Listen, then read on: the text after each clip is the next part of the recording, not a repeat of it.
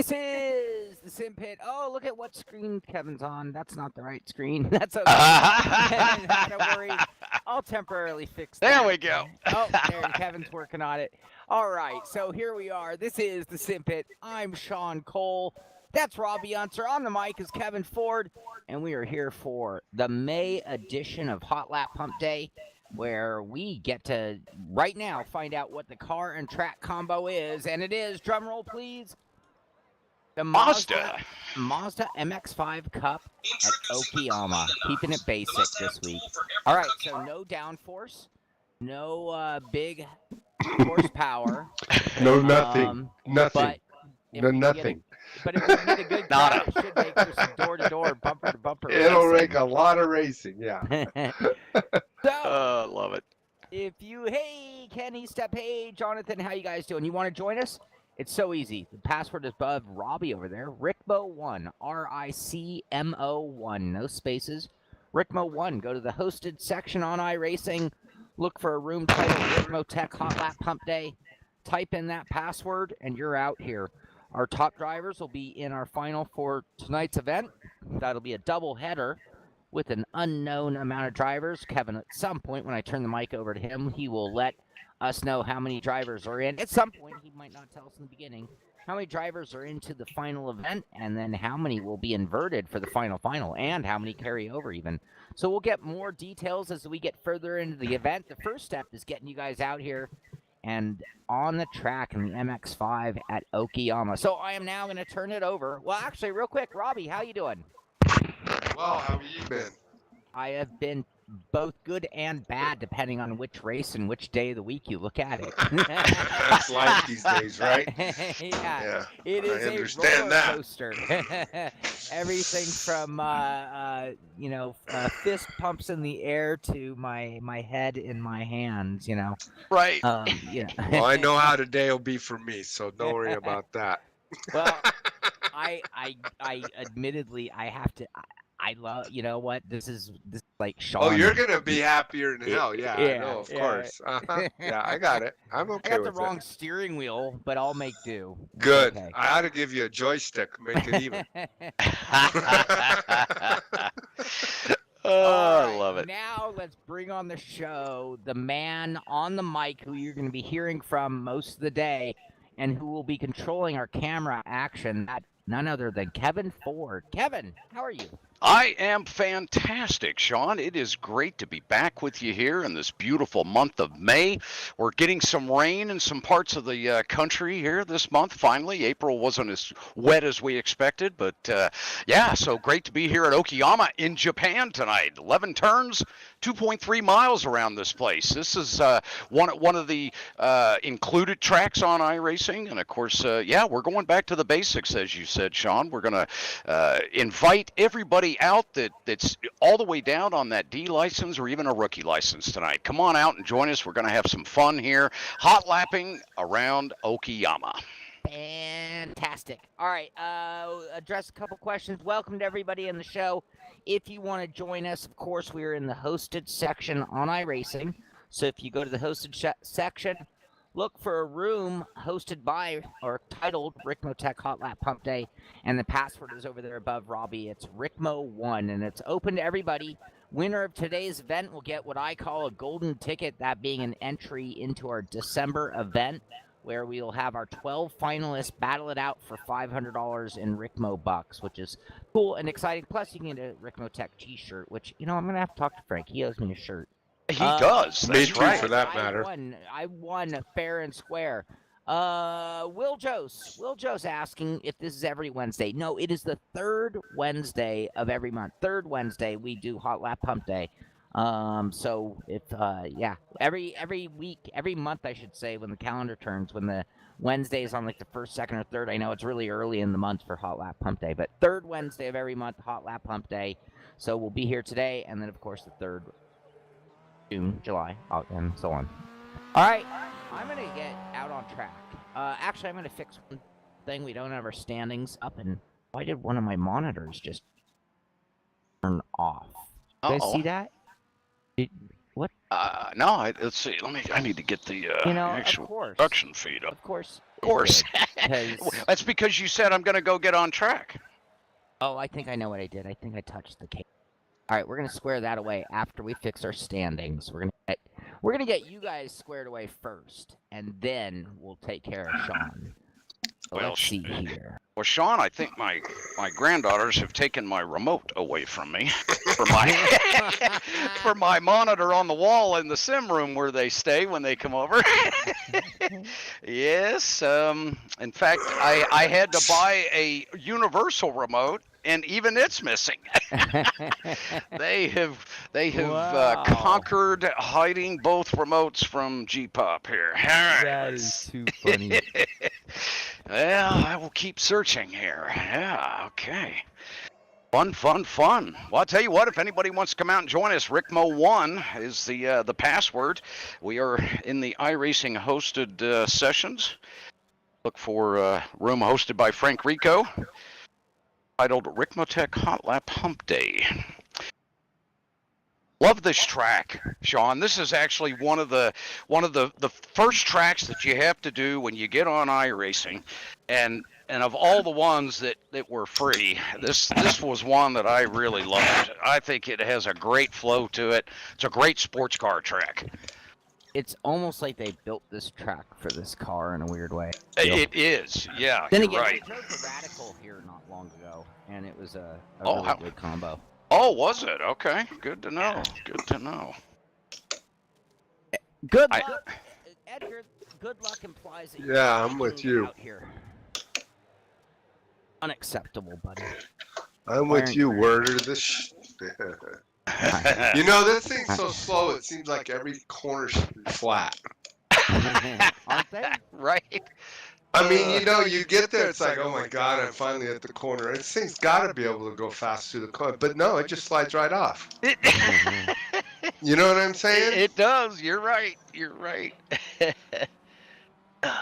Well, I am still in search of that remote. If anybody wants to know the progress I'm making, hey, I found it. It was over. Yes, guess where it was at? In the couch. No, it was in one of their little toy purses next to the lipstick they play with.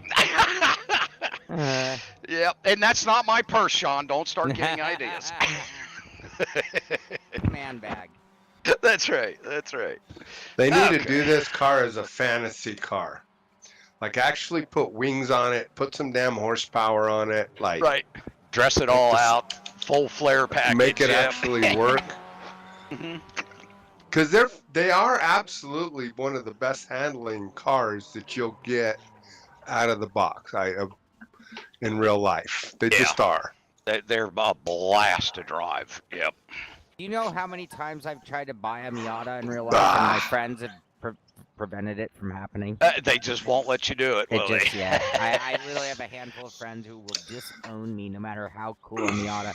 I could put like twin turbochargers on it, and they. Hey, dude, I'll doesn't tell you, matter. you put like a turbocharged Cosworth in this little son of a bitch and put 245 tires on it. Yeah. I'm here to tell you, you got these got a things great are car. Freaking faster than. It's like a 50-50 balanced rear-wheel drive car. What more could you ask for? Right. Well, that's what I mean. I tell you, when we were Well, this isn't 50-50 my ass, but we were at no, they're when we were at Daytona for the 24 hours, we were there for the Mazda race that took place on Thursday, but prior to, and we were standing just at the exit of International Horseshoe. And those Mazdas would come around that corner, and they would come to throttle, and it would about bust your eardrums. Those things were so loud. Oh my gosh, it's the loudest slow car you'll ever see. Well, have you noticed that about all the slow cars? I go It's- watch those F4 cars, and you, Right, boy, they're right. coming. Go get They're a Coke, coming, get yep. a hot dog, eat it, come back. Okay, Come back. now they're Oh finally no, here. there they are. Yep, so true. Yeah, we'd hear them out on the backstretch. You know, you'd hear them going through the chicane, or I should say, the Le Mans chicane, to be correct. and it would be another 10 minutes before they got around the Right. rankings and back to the front straight. And you could hear them, boy, just singing out of turn 4 there. Just yeah, there's something else. Are a lot of fun.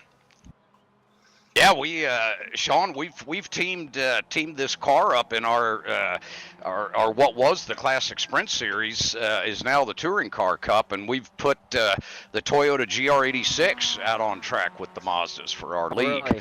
And oh my gosh, have we had just a super exciting season. It has really been a lot of fun.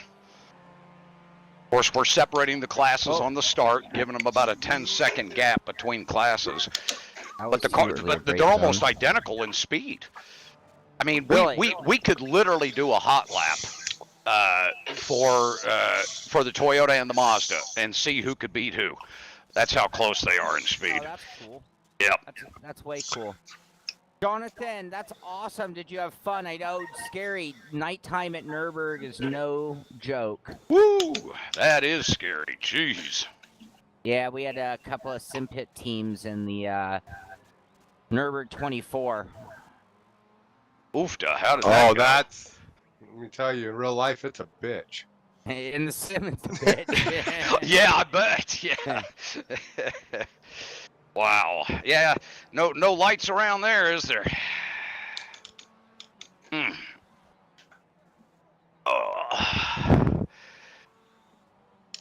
All right, we have a few drivers coming out to join us here. Aldous Putelli, one of our regulars here in the Hotlap Humpday. See him out on track. Roger Clark's out there in his number 5. We have Jose Wilcox out here tonight. And, of course, Wouterman Rourke is here. Wouter's always... I am braking way too much. Is that second through here? I don't know. I don't know, Robby.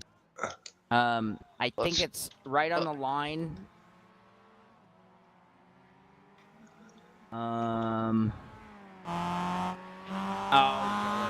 Joe's like, nope, not doing the hairdresser car. Oh, no. Come on, Joa. It's the grocery beater. Let's go, man. Come on, it's MacGyver. Yeah. My man. sentiments for him, though, I gotta say. Yeah, right.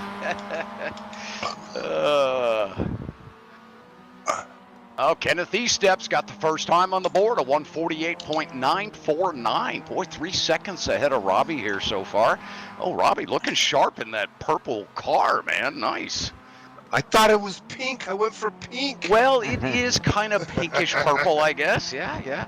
I lean towards purple only because it's my wife's favorite color. So everything is purple around her. And yes, and yes, she's a Vikings fan. Sadly to say. My Speedway cars are all purple. Are they? Nice, nice. Oh, very cool. With flames.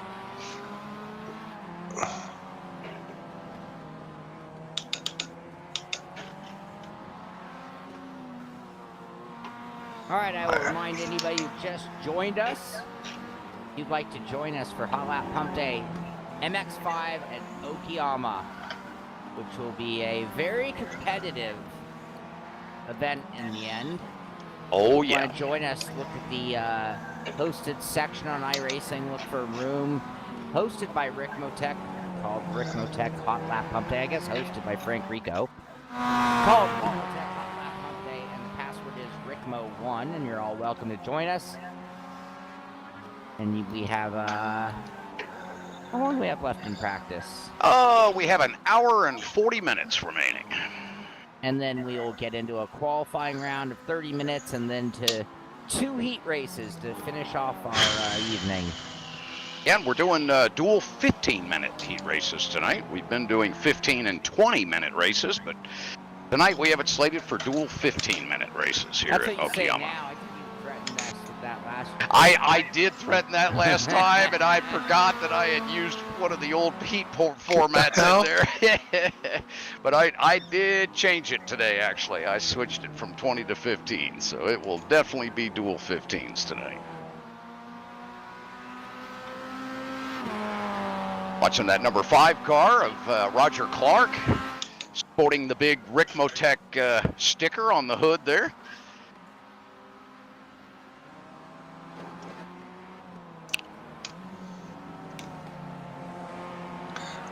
Him ahead into turn 5 there, the hairpin at the end of that back straight.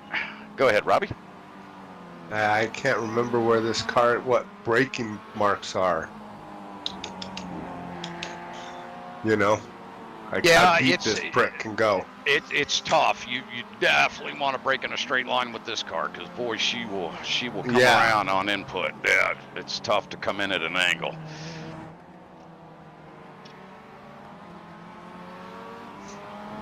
Well, and where, you know, how deep can it really get? Right. You can go pretty deep with this thing. It's amazing. The Toyota can go even deeper than this car, even at the same rate of speed on the input to the corner. But yeah, you can come in pretty hot. Yeah, you can straight line. You can break deeper than you think. Yep. But it gets out of shape freaking quick. It can, yeah. You've got to be ready to counter steer under braking, because it'll whip on you. I need my relative. Where's my relative? Where's my Delta? Delta. Can I help you?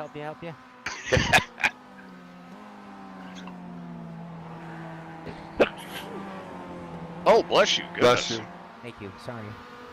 I almost got my hand up to meet them. And it became tactical monitors instead. Yeah, right.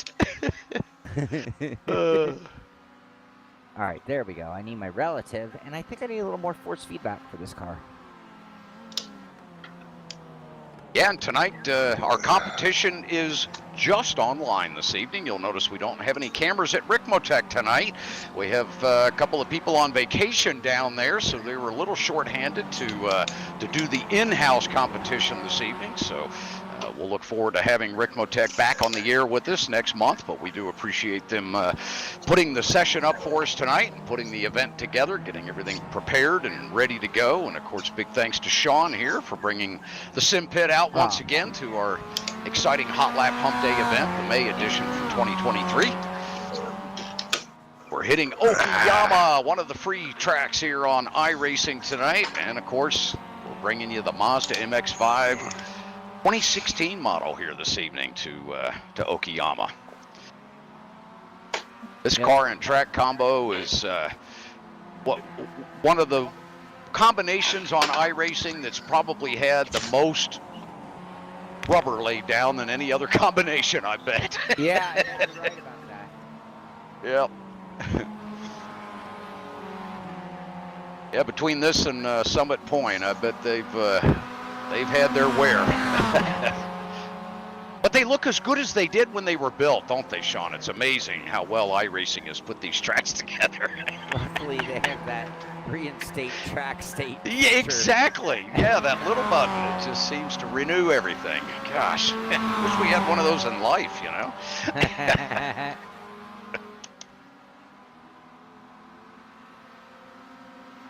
All right, come on, Herbie.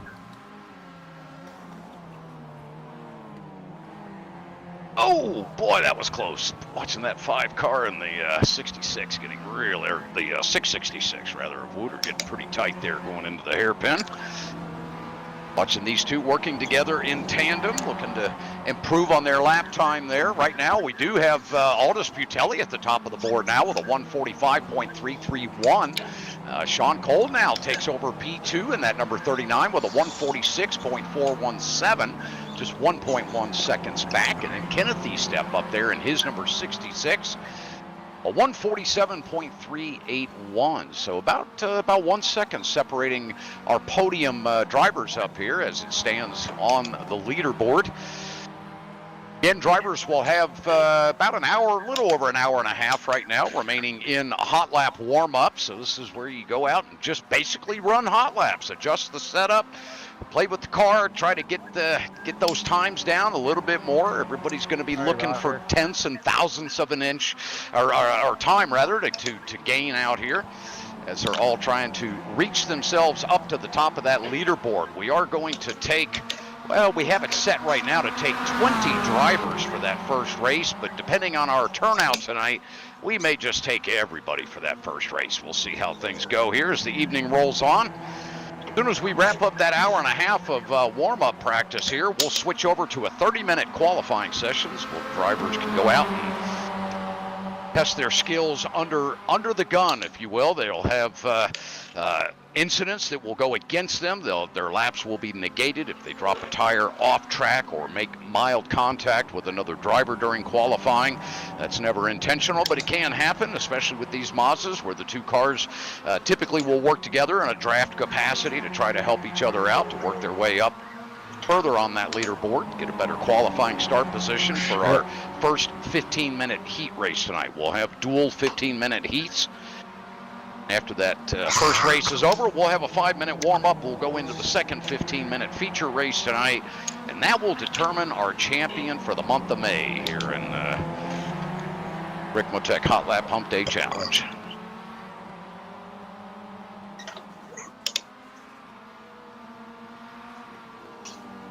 Watching 3 of our drivers now coming out of the final corner, known as turn 11, the last corner. The final corner. The final corner. Payne, welcome to the show. Hey, Mr. Payne, come on out and join us, buddy. Ricmo1 is the password. Again, Ricmo1, R-I-C-M as in Mary O. Ricmo1. All lowercase. That'll get you into the session tonight. Jump into that Mazda. Come out and join us for some fun hot lapping action here at Okayama. Running the full circuit tonight. Big track, a lot of space, a lot of garages for a lot of cars. Come on out here and join us. I'm going to mute my mic here, Shaun, and get a in-sim announcement going to the drivers.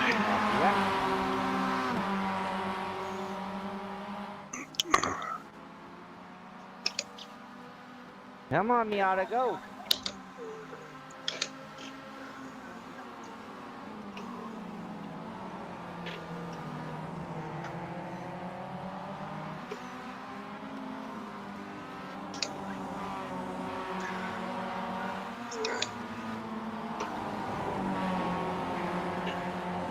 Do you leave it in third on the last corner, or do you go to second? I'll tell you in 1 second, Robby. And that one corner we were talking about, I am definitely going down to first. The first corner, what? Those last little S's? Ah, shit, I just looped it. I was trying to hang with Oldest and Roger. I'll tell you on that final corner right now, though.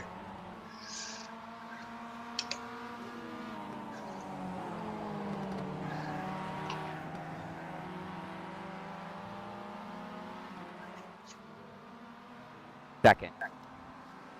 Go back second, okay.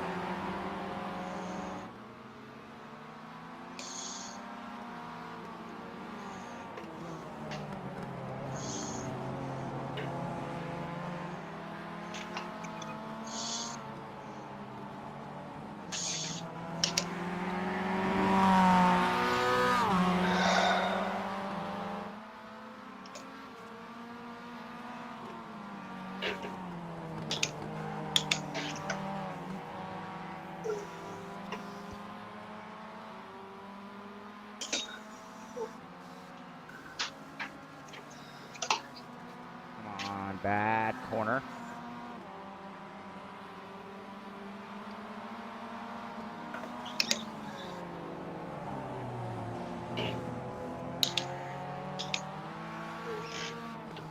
A little duo action happening here, coming out of turn 9, out of Hobbs Corner. Number 6 and the number 66 rather, Jose Wilcox and Kenneth Eastep working together here. So we see them dropping into the apex here, that final corner. They can capture on this lap time as they approach the line, see if they're able to improve on their time. Jose's still going to be sitting on that 146.749. 66 there of Kenneth Eastep, even though he was in the draft, not able to improve on his 47.381. Those two are going to stay linked up here heading around the track. Fuck. We'll see how Shaun's doing as he heads down into turn 7 here. Shaun holding P3 now, sitting on 146 flat. Get that Simpit machine up there on the top spot on the board. We're working on it. Yep. Heading into Hobbs here.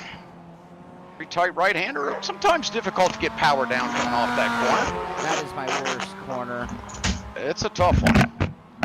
I remember struggling with that many years ago when I first came to iRacing. Shaun, there's a trick to that corner. It's you stay on the asphalt. Oh, you see, Yeah, I threw an extra downshift in. Which Oh, I'm boy. going to not do that next time. I have been there, yes. That didn't work out. It tends to redirect the car a little. It just does that. Yeah. I forget, this car has a way to drive it fast. And It does, yep. I have to do it, because if you drive it fast and don't do it right, it's very dangerous, actually. Yep. Yeah, I was telling Robby, I when I'm in this car, of course, like you say, there is a way to drive this fast, but it's loose and you really have to put it on the edge. But in doing that, you better be ready to counter steer every split second. I'm just constantly waiting for that thing to dance on me. Yep. And again, it's almost like you're, it's like you're almost like baby rally driving it, So Yeah, you're doing right. These little miniature, subtle Scandinavian flicks, and it's like Exactly. Yeah, these little twitches. Yeah. Yep. But you still got to get it slowed down, or the front end will wash out, and then forget it. You're done. Yeah. Right. You let that front end move. This car has no recovery from that moment. I enjoy So you're gonna driving slide this thing. until you're under speed, and then you're back into no speed. Yep. And boy, you do not want to scrub off speed with this thing, because you do not get it back quickly. There is not enough under that hood to make up for those little mistakes. And you have to take the short line for that reason too. Yeah. Whatever. I mean, you have to cut everything. If you can. Everything. Yep. Those RPMs up with this thing. It is the momentum car.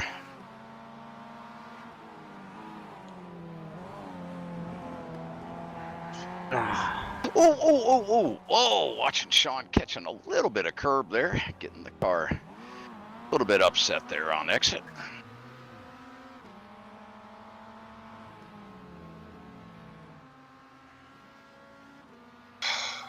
Let's see, here is Mr. Unser on track here. Why the hell? On again. Wooder trying to get up to you there, trying to sneak a little slipstream off of you, Shaun. I saw him coming. Yeah.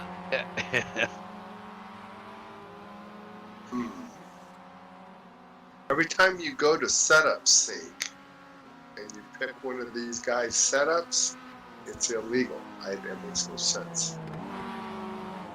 Why is? Okay, so there was an update last week. I don't I know the GT3s had setups redone on them. Shaun, do you remember if the Mazda had any work done to it in that update last week? Last Friday or Thursday when that came out? I doubt it very much. I doubt it. Yeah, they typically don't touch this car that much. Why the hell? I didn't even look at setups. I mean, literally, this. It's probably because they're older sets.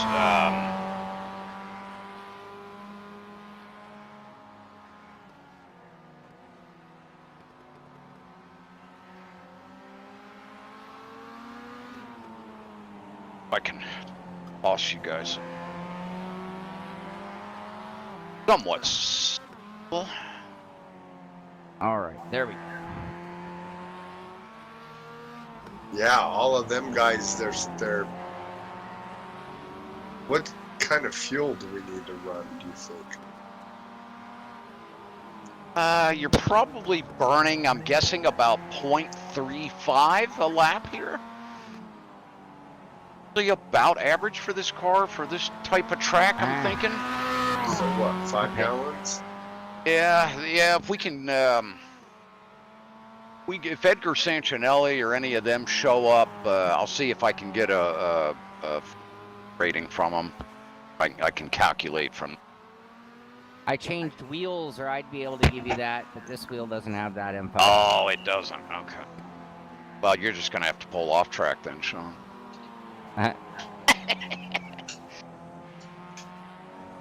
All right, I'm looking for a setup Robby, that the I have for advanced setup is definitely looser.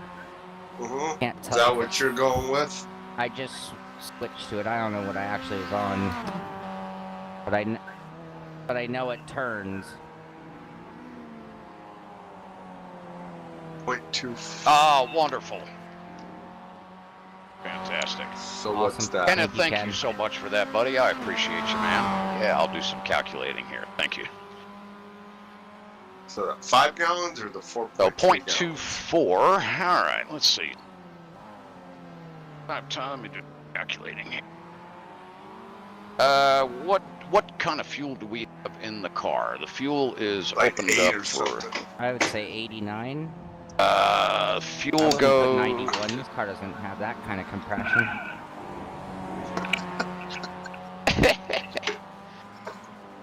I'm glad you got it. 5.3. Thank you. Thank you. laps. If I you don't measure think we're the gonna do- compression in my seat, then you would get there. Compressing the throttle through the floor. Yeah, my sphincter, the sphincter's pressure is up high. Oh, that's funny. All right, so we have a Yeehaw. going to be about a 9-lap race. Oh shit, then it won't even need 3 gallons. 3 gallons. 2.4 to be more precise, but that's yeah. You're going to want to run the 3.3. Looks like that should get you. 3.3 is going to put you at 13.75 laps. 13 laps times the times you guys are running.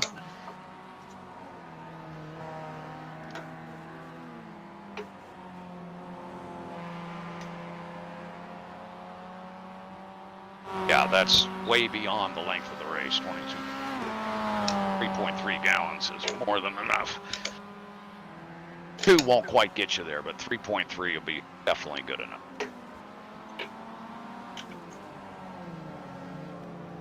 So for you fine folks that have just joined us on the air here and are peeking in to see what Simpit's up to tonight, well, guess what?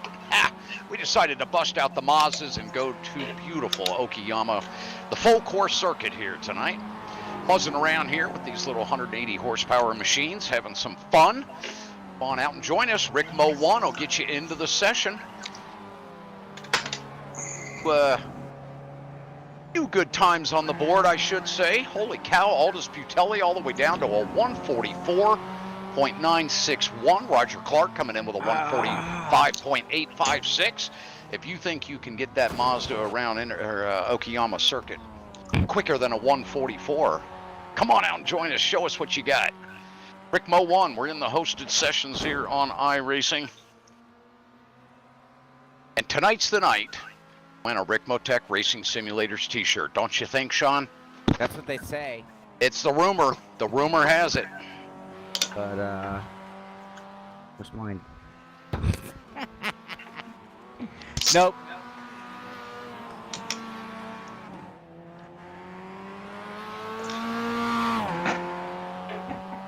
Watching that 9-carat car of Jonathan Hacker. Jonathan coming out to join us tonight. Good to see him here. What pretty sharp paint job he's got there.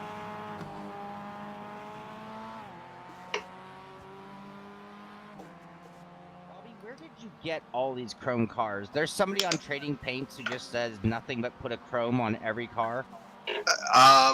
Maybe, I don't know. This one was in Trading Paints. It was chrome pink. I thought, hey, I gotta go with that shit. And it does look kind of purple. Yeah, it's pretty sharp looking. I don't know how to make paints. I would like to have something with Ricmotech on, so that's just an easy one for me that's got, Right? you know, where I'm not Yeah. advertising for anybody I don't want to, but like they had a great chrome one here, but it was a Fanatec. Like, well, I'm not gonna drive that. Okay, so I found purple. Wow. So anyway, chromes usually are just blank. Yeah, you know, we've got your car on screen right now, and it is, well, through the smoke, it looks a little more purple, but. Right? But going backwards, it looks silver. Yeah, it does. It does, yeah, going back. Oh, it's got that BASF change of color paint. Cool. Right?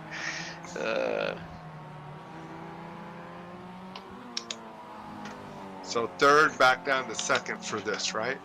Yeah, I think so. Boy, Aldous pulling a nice time there. Now down in the 44s, a 144.961 out of that 666 machine. Great to see Aldous out here, a regular in the Hotlap Humpday Challenge. We do this the third Wednesday of every month, so if this is your first time joining us tonight, be sure to put us on your schedule for the third Wednesday in June. It is a surprise car and track combination. We never know what it's going to be until the room launches. Like playing sim roulette, if you will. So come on out and join us the third Wednesday of every month. And I tell you what, if you win that feature race at that event, that'll punch your ticket into that final championship in December, where you can win $500 in sim racing gear from Ricmotech.com. I do not know how to make this car fast.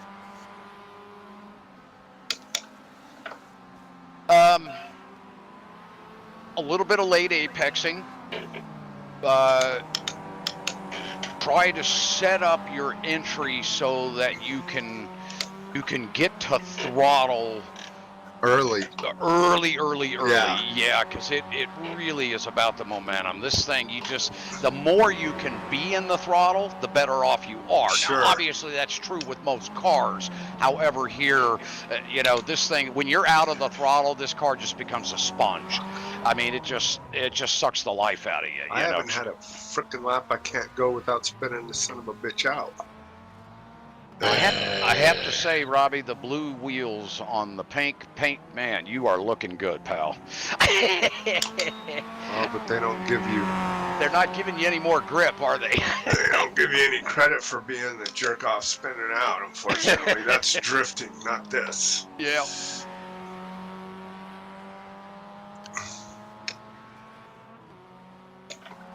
But even my optimal's slow as shit. Like, I'm just slow as shit. Yeah, let me jump in your car and see if I brake early. I suck. Well, you don't. It's just you're just not used to this oh so fun little car.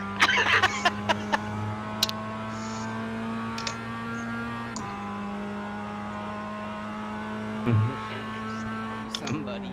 Now here, you should be able to take this and Deeper? So okay, where you rotated right there was fine. But I was early on. Yeah, braking. yeah, a little bit early. Yep, I think yep. so too. And then I try to go a little deeper, and I can't get the turn in. That's Can't get it to what rotate, I'm always yeah. fighting. Like here, I think I can get past the one. Like Yeah, there. right. Yep. Okay, there I made it. Yep.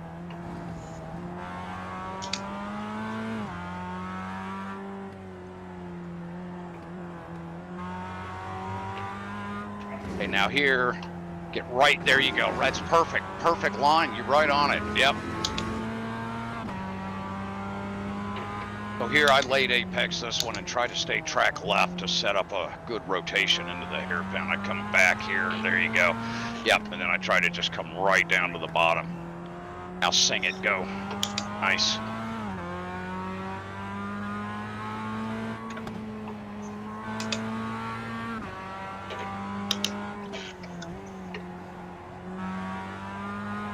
At least I'm in the green off of it, but I'm still half a second off. Yeah, so there's well, I made up a little bit of time. Yep, we did. Yeah. Yep. I'll tell you something else, Robby. This car takes forever to get temp in the tires, and then it does actually get even more grip. You don't really notice it because it's such a grippy car, but they just getting better. Yeah, and that could be that I don't get enough laps. You're not getting the tires hot, right? Yep. Been there. Okay, so I think what's happening there, we may be going a little too deep. At least on that entry, we were just a little bit too deep. And I would just. Yeah, and of course now you're trying to put a lot of input in. The apparently my cut hairs are different colors, and I'm not getting them proper. I need to be on the red head, and I'm around with that head gum. Go down to the bottom, nice. Yep, I take a little bit of curve there. Nice, go, go, go.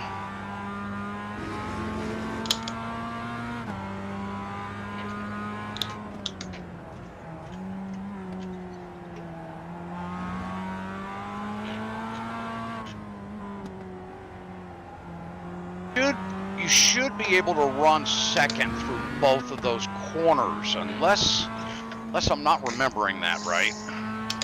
Okay. Shaun said he's in. You running first in 8 and 9? Okay, interesting. All right, yeah, I didn't remember that. Been a while since I've been here in the Mazda. That might be my best lap. Yeah, nice. 46.799. There you go.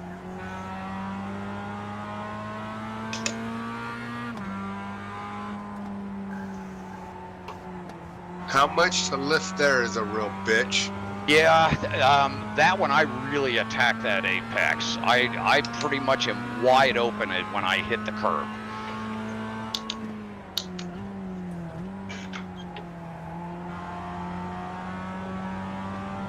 That was a little better. That was a little bit better. A little teeny bit. I got the front to turn. Yep. Such a dance for that. It is. Sometimes you almost have to use a little bit of brake to get that nose to set and grab. Okay. There you go. You went into that much deeper. That was nice there. Yeah, that was. Yep, looking good, looking good. Get on her, go. Nice, nice. You'll find that when you find the speed in this thing here, you'll be holding on for dear life. Because, man, to get a fast lap in this car around here, you are just catching that thing at every corner. I mean, it is nuts. There you go. Nice, nice, nice, nice.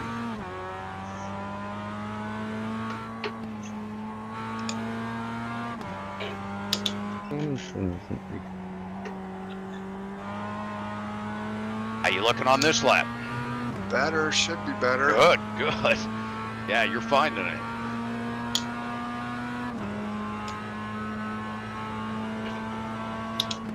Woo, 46.205, 5/10 off your best time. Nice job.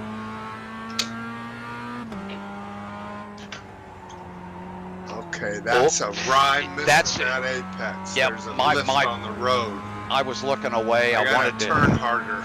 Yep. You want to come. You'll actually lift out track right when you make that rotation. You're gonna come to throttle and you're gonna stay in it all the way around that corner. You gotta kind of turn in pretty hard. Yep. Yeah, but that's there's one of those. A spot if you turn in too soon, it dumps your ass. It does. Yeah, you'll just find yourself out there in the sand pit. Yep.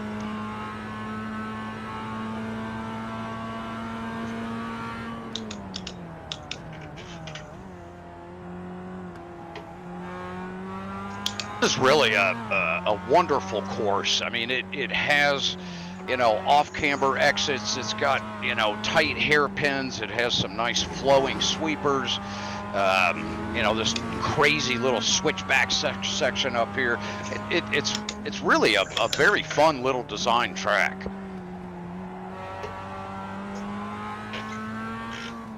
It's a course that really teaches you a lot of footwork skills and input skills because it requires such a finesse of handling around here. Okay, Chris. Go. I'll keep that in mind. Or are you talking about you're talking about Robby. What? Yeah, Am I breathing again? No. You're just going in a little too deep in the corners or something. Yep. Too deep. So here we're gonna, now turn down and come right. So what we want to do is put that right tire literally right on that curve there. And you'll be wide open before you even hit the curve. There you go. If you get that curve, you definitely get a little bit of. Yep. It helps you hook. Yeah. All right, anybody out there watching, I'm about to take a quick little break. Just not too long, but a little break. Gotta feed the dog, get a cup of coffee, go to the bathroom. But if you want to join us, go to the hosted section on iRacing. Look for a room hosted by Frank Rico. Room will be titled Ricmotech Hotlap Humpday because that's what we're here for. Every third Wednesday of the month, it's Hotlap Humpday. And to join the room, all you'll need is the password. You see it over there above Robby, and the password is Ricmo1. RICMO1. Like Ricmotech, but Ricmo1.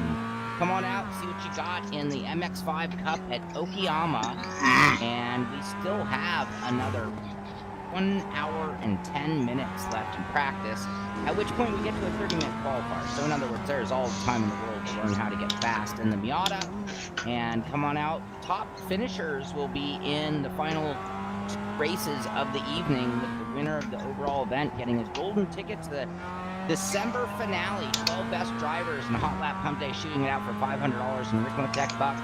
But the winner today will get an entry to that as well as Ricmotech t-shirts. I'm going to step away for just a moment, leave it in your guys' hands. I'll be right back. Sounds good, Shaun. All right, still on board with Robby here as he's heading down towards turn 1. Searching for a few more tenths and thousandths of a second around here. There you go. Now get on her. There you go. You'll find that the I curving. didn't get off of that well enough. Not quite. Now here, come See to the there? bottom. Oh yeah, see, we're just front. going in a little too deep. Yep. So we want to start that rotation about 15 Earlier, feet sooner. Yep. That's where I'm used to them front wings. I know, right? You'll notice that getting that right and left front wheel down on these curbs actually helps pull that car into the rotation. Some of them. You gotta be careful because you'll step your ass out if you're not. Oh yeah.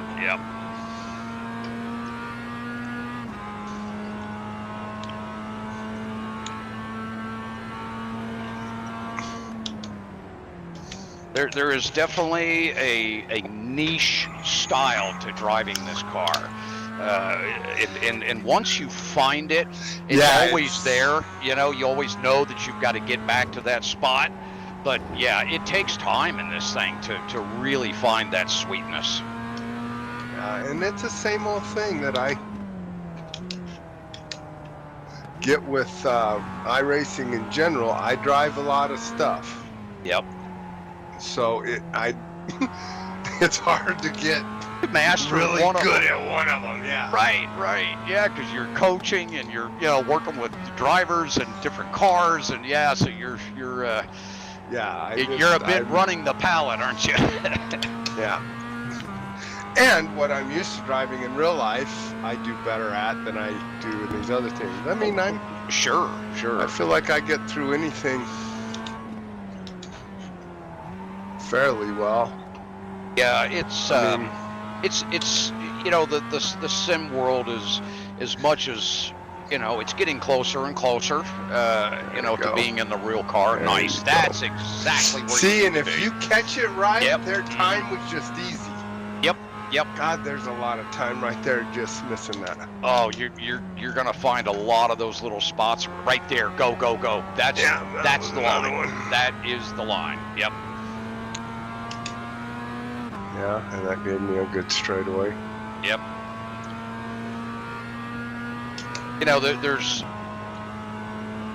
I see driving in the sim world very similar to just going from one car to another in real life. You know, if you've raced a Mustang or you've raced a certain style road car in real life, you know, for several years, and you go into a different car, you know, it's like jumping on the sim.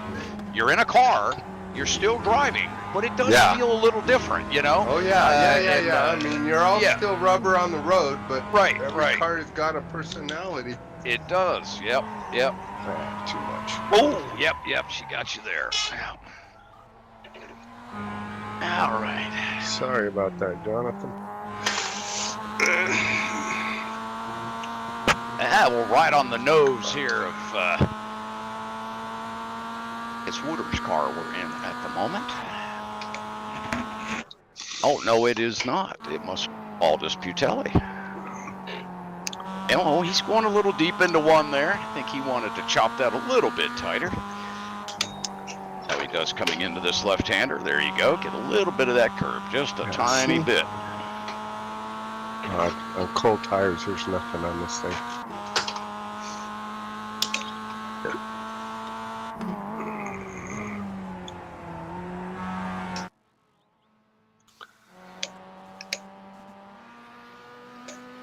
There's the exterior shot of Aldous Putelli as he's heading down the track here.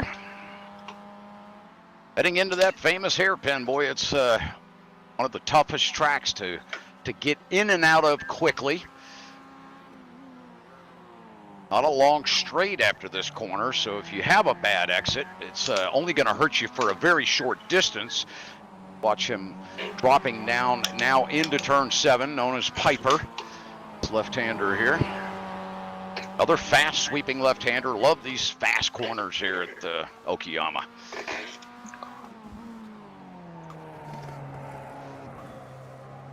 Yeah, if you want to become a master of the Mazda, this is certainly one of the tracks that I recommend. It's a hard track, yeah. Yep. It really lends itself to some driving tactics that you don't see at a lot of the courses. Well, it looks like it's relatively flat, but there's a little bit of... Just enough, yep. Just enough change in the track, like right through here where you got a dip and then it climbs and then it falls. Yep. Where, holy crap, I mean... And the car takes sets on that. You know? Yep. Yeah, exactly. Yep. And you got to learn how to... That's why I think you say there's so much right foot work here, because you got to work with that up and down load. Oh yeah. The same as with the left and right load. Yeah.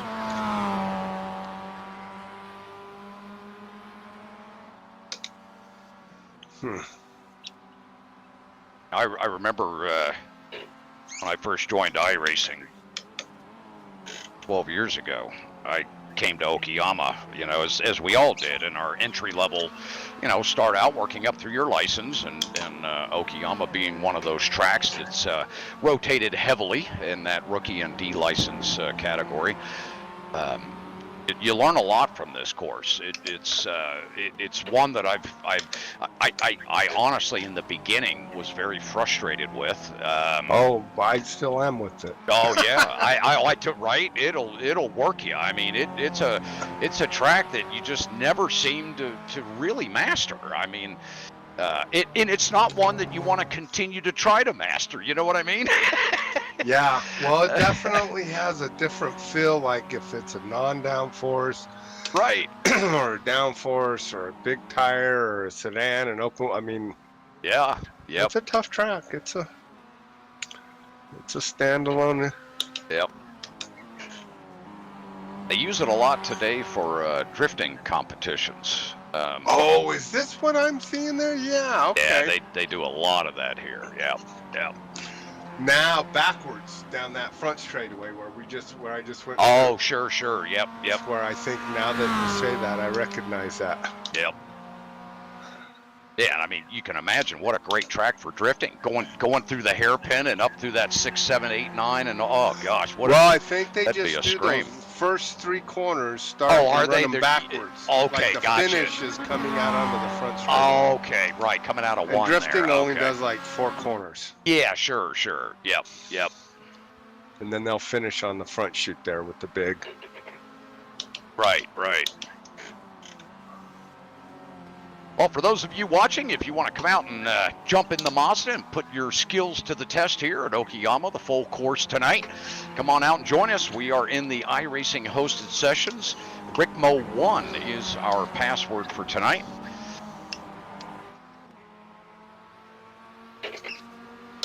Have Robby Unser out here joining us tonight. Pinkish purple, but yet chrome. Beautiful paint job. My guys worked on it all night. All night they did. Yep. Buffing the crap out of that thing. Yeah. The clear coat that really changes everything. It's well, and you know, when you're in a car with this much speed and this much downforce, that chrome finish on the car makes a big difference. Yep. Mm-hmm. God, we're full of it, Robby.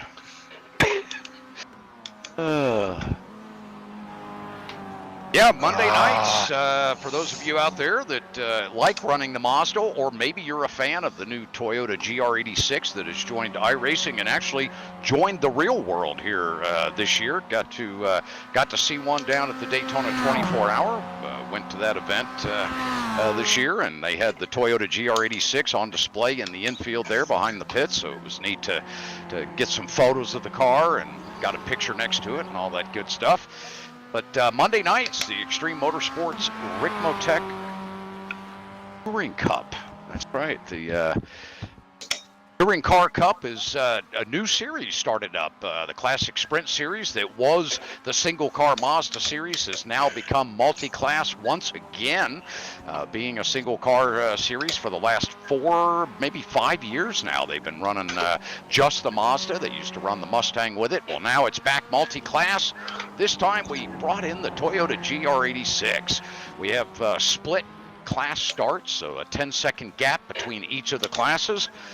And if they run together during the race, so be it. They run together. And let me tell you, watching these guys working together, you've got, at some of the courses, the Mazdas are drafting the Toyotas to try to catch up to their competitors. And at other tracks, it's the opposite direction. The Toyotas are drafting the Mazdas, trying to get an advantage to catch up to their competitors. So it makes for some really exciting racing. Registration is still open for that series. It will be open until, I believe, let me take a look here. I think June 3rd. Yeah, June 3rd at 8 p.m. You can, excuse me, still get registered for that series. Head over to the website at xmsracing.com. Again, that's xmsracing.com /TCC. That'll take you directly to the Touring Car Cup page, and you can have a look at the website there and see all the drivers that are listed.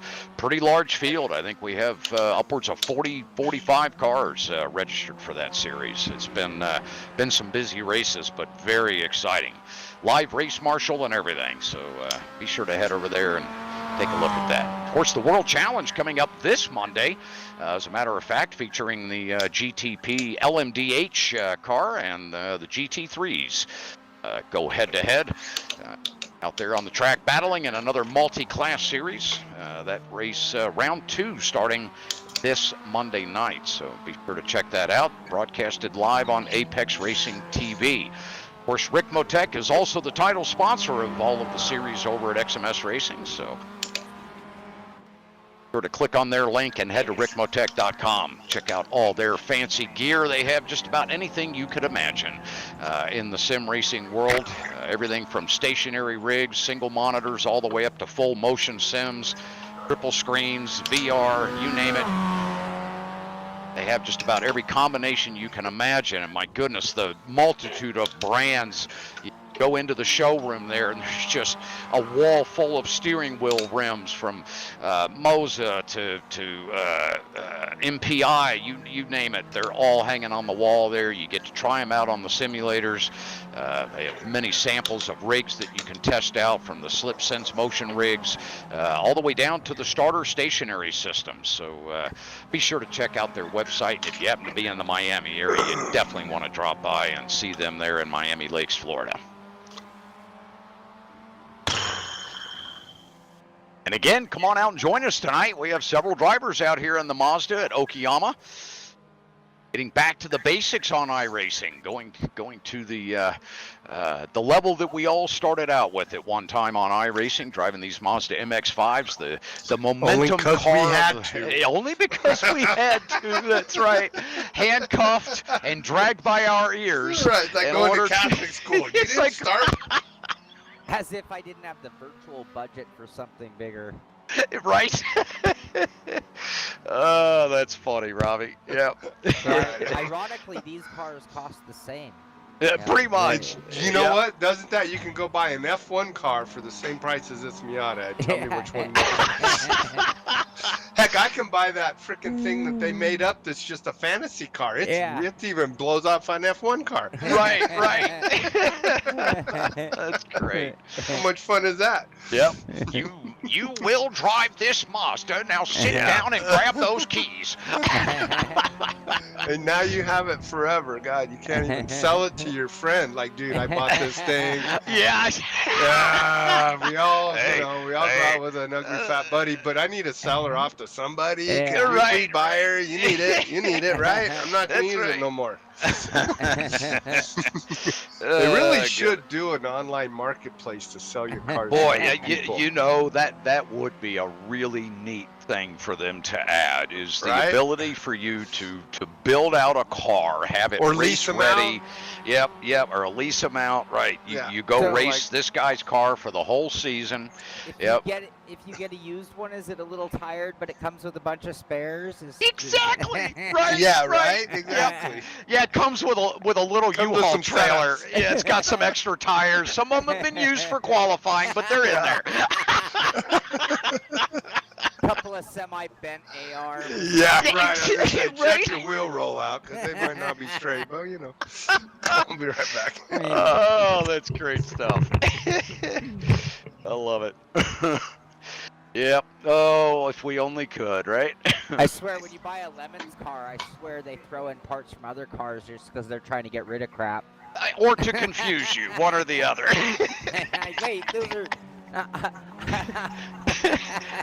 think this went to my 53 Buick. How's that doing in here? I'm buying a Miata, but I swear those are Volvo A-arms. Right, exactly. Yep.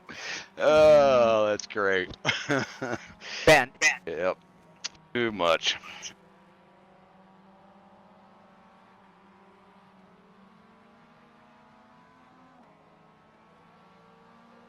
All right, well, we're Aldous Putelli's just tearing it up out there. Aldous Putelli, you are just getting it done here at Okayama tonight. A 144.068. I would have never guessed getting all the way down to a 44 flat here at Okayama.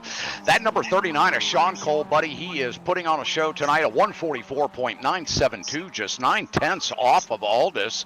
And Jose Wilcox in that number 6 car, a 145.586, just 6/10 off of our second place driver here so far this evening.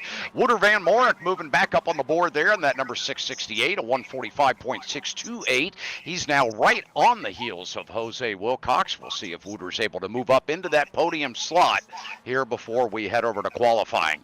Drivers, we have just over 50 minutes remaining here in our Hotlap Humpday warm-up for qualifying.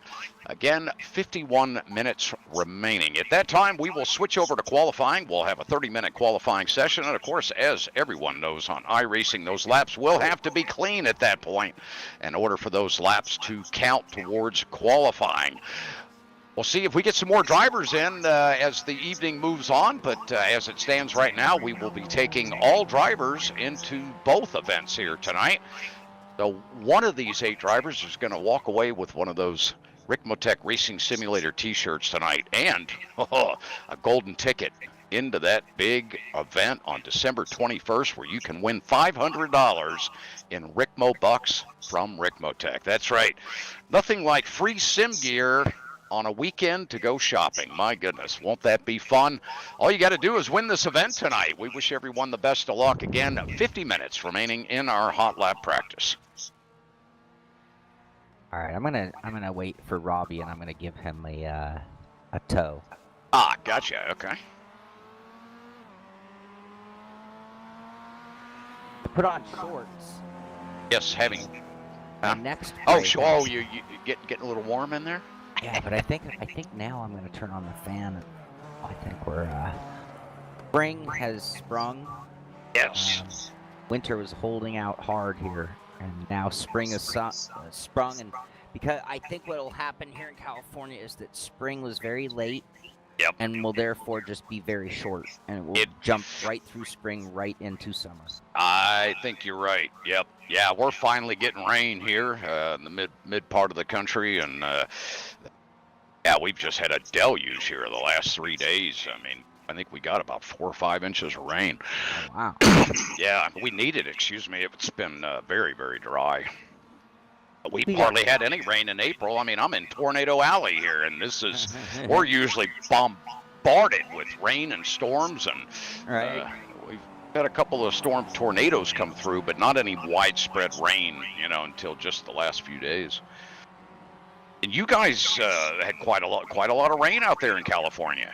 Yeah, we still have. I mean, like the areas I want to go camping and riding are still snowpack. Really? Yeah, my they're saying goodness. like it's gonna throw a real loop on everyone's camping plans because everything in the Sierras is still under snow. My goodness. And will be for another month or 2 even. Right. That's crazy, isn't it? Yeah. We got a lot of rain here. I was out riding and we hit some dirt trails that still had some pretty good mud puddles in them. So we have had our fair share of water here this year. Yeah, that's good. I mean, you guys need it. Holy cow, man. Your lakes were drying up and everything else out there. It was terrible. Now I don't feel like, I don't feel guilty when I'm taking a shower.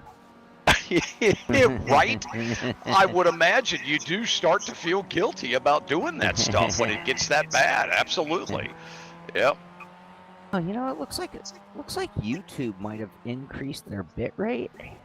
Oh. I'll tell you, the broadcast looks really nice. It could look better on the if monitor. I push more bit rate. I wonder if I can change that on the fly. I'm gonna play around with this while I wait on. Yeah, why not? Who are you? Well, you're not watching anybody. Oh, actually, I'm not. 4,500 is what they recommend for you. Oh, somebody go on. There we go. There's the 9 car.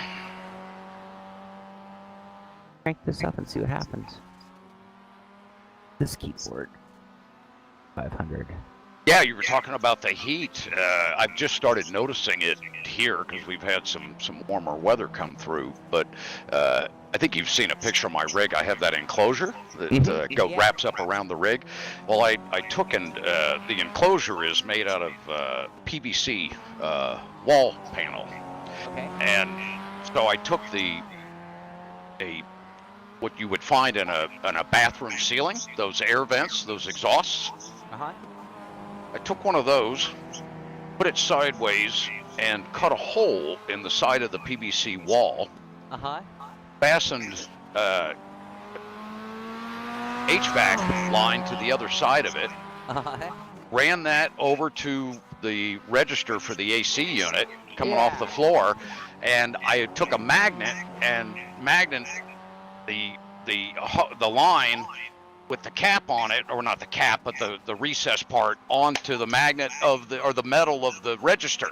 Yeah. So you can pull it off, put it yeah, on. so I can pull it off, put it back on, but it's, you know, it's anchored to half of the register, so half of it still blows into the room, the other half blows through that little 4-foot line and Gotcha. comes out the exhaust fan that blows into the enclosure here. So I get this nice cold air comes in every time the air kicks on. That is nice. That's slick. Yeah, that worked out pretty well.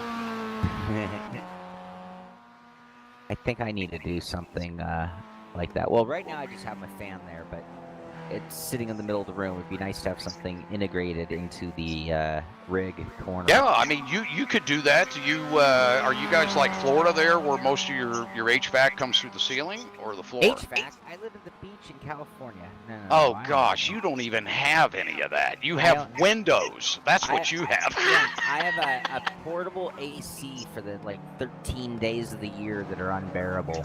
Are you kidding me? Is Yeah, it that nice there? Yeah, it really is. Oh, that's sickening. That's sickening. I mean, weather-wise, it has its downs. So it's not all roses. So you don't want to come out here when it hits 115 and the heat index is 119? And come on, No. Shaun, come on out. I've done those. It doesn't work well for me. Yep. My wife's the same way. She was born on the Canadian border, man. She Yeah. can't stand the heat. It drives her crazy. Yeah, gladly we only have to put up with it for about 4 months here. Oh, Robby's back. Robbie, Oh, that looks is he like a back? fresh haircut. I did get a haircut. Hey, you Oh, want, it's looking a little bit messed up, isn't it? Want to follow me? All right, Sure. we're gonna have a little tag team going on here. We'll have to check on that. Jonathan Hacker out on track, pulling down a 151.592 right now, sitting P8 on the board in that number 9 machine. All right, Robbie, I'm going to tell you a few of the things I'm doing as I'm doing it because I can never remember. I'm the worst driver to debrief because I'm like, I don't know what gear I was in. And let me go back out there, I'll tell you. Yeah, wait till I get to the turn, I'll tell you, right? So on this corner, it's just barely a scrub. It's like just enough to turn on your lights. And you can leave it in third, I've found, and just go Yeah. if you get a good run. If you get a bad run, drop it back in a second. All right. For this corner, I am braking at, like, let's call it the 60. And I am down to second. And the other key is you have to stay inside on the exit. Yeah, I've noticed there's a lot. Yeah, you see how tight he's running that End shot, up going Robby? out there, yeah. And if you don't slow it down enough, it won't cooperate. Right. But, you know, that means just you got to back it up to the 70 maybe. I- About the same thing here, almost to the 60 mark, as hard as I can on the brakes, and I'm down to first gear. But you got to be careful, that first gear drop is late because do it Yeah, early and it'll spin it'll you. pull you. Yep. I'm in second, a scrub of the brake, not even a full brake again, just enough to turn on the lights, right? Just same thing, just enough to get the nose on the ground, that's it, and I just slow the car down just to get the nose down. All right, now here, this section I'm terrible in. I'm braking after the 50 and I'm down to first. Yeah, But that's if you do what it I'm wrong, doing. You spin. It's almost Been like leaving a it in shit second. house doorknob. Yeah. And then this corner, I don't know what to do. I leave it in first, I'm terrible. I don't either. I leave Right it in here- first and then go. I shift right when I want the car to pivot for that corner into third. Little brake, more brake than I do. I got to get that better. And I'm down to second for sure for that corner. Gotcha. All right, turn 1 is second gear, but not till apex. Right. And the braking is right on the blue cone. And I'm in second, and I'm just trying to get out of this corner so I can get over here, so I can, again, just get the nose on the ground, hold third if you got a good line. If you're going wide, grab second to get a little more spin. I should have done second there. Oh. I went in early. That was an accident. In terms of I apexed way early, but I did get it slowed down, but... Alright, now I'm gonna stop talking and drive. Bush, yeah?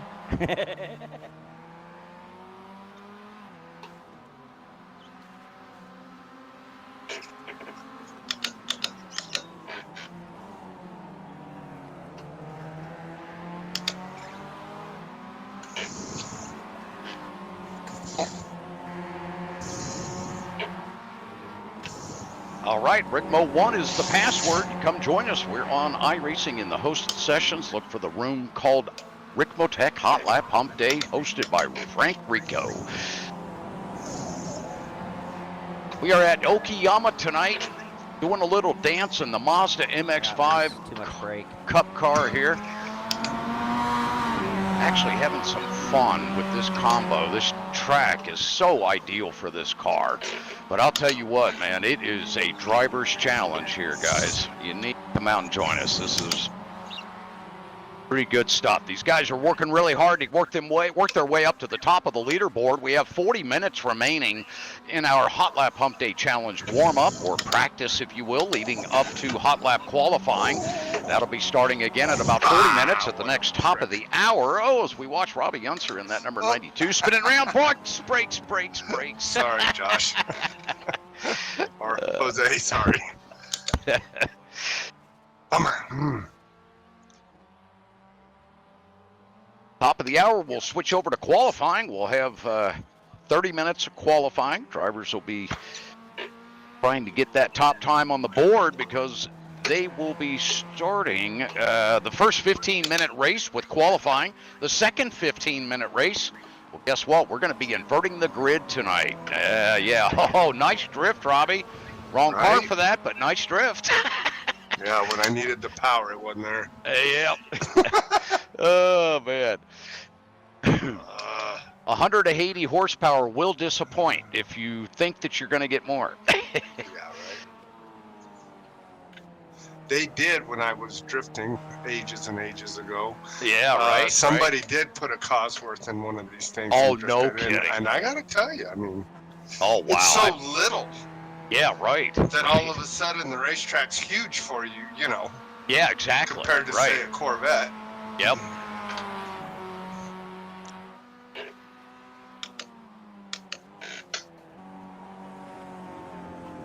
There you go.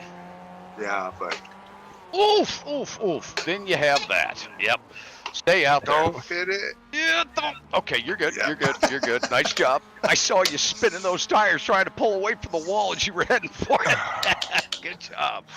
Is anyone coming? Yeah, there you go. Okay. I've been in this guy's way now. Driver's left. There you go. Yep. Yeah. He probably don't like me already. I don't blame him. I'm a jerk.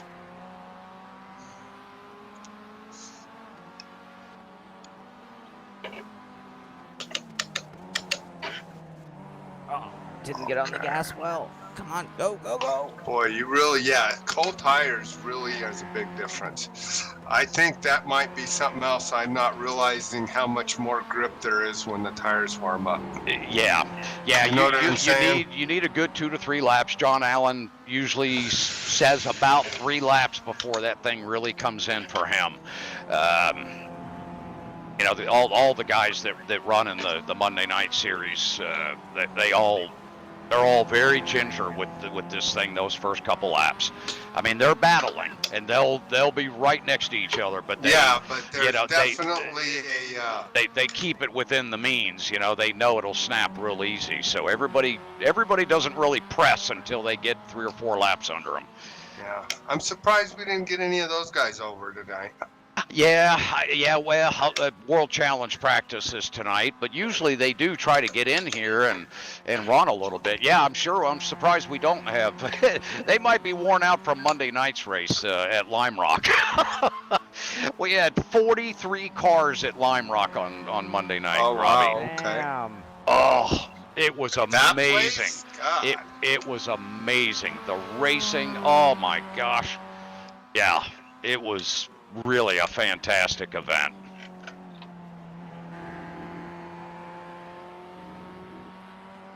I haven't talked to John in a while. Yeah, he's doing good. He's doing really good. He's staying pretty busy with the racing and coaching and Yeah, I'm lucky we're still able to get him in on the Monday races. You know, he's been a member of our series for probably 9 years, and so busy with his real world car. And yeah, Kat, there are a lot of monster Miatas out there at this point.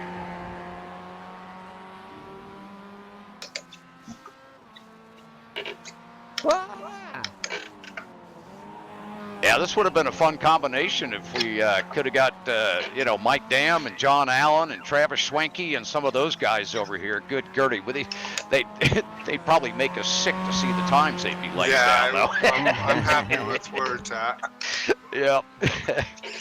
Wow, and Shaun, you've got a couple of hot shoes too over there at the Simpit series. Yeah, a couple of our big hitters aren't here tonight. Yeah, they lay down some serious times. Most of my guys are not big fans of the slow cars, though. Yeah, I know. It is a unique breed of fan of this car, but boy, man, if you are a fan, you are a fan. It's I love the car. I think it's just a blast to drive. I think it's a tremendous tool for somebody for learning car momentum and understanding apex speed, and I think it's really ideal for that. Hey, Kevin, you want to give another shout out to your MX5 League website again? Yes, xmsracing.com. Again, XMS Racing, X-Ray Mike Sierra. That'll get you over to our website there and take a look. We have several series up and running right now. The Ricmotech Touring Car Cup, which is the Toyota GR86 and Mazda MX-5 series. That series is still taking registrations. We're running 11 rounds this season. We just finished rounds 2 and 3 at Lime Rock the other night. We did dual 30-minute sprint races there. No pit stops for that one. The next race will be those run every other Monday night. And then opposite of those Monday nights is the World Challenge with the LMDH class and the GT3 class. We're running 6 GT3s, I believe, and 1 LMDH, so seven cars lined out in that World Challenge series. The Touring Car Cup Series has been around for 23 seasons. It has been here a long time. Wow. Yeah, so. That is crazy. Yeah. Yeah, nine years, I think we're starting now with that series.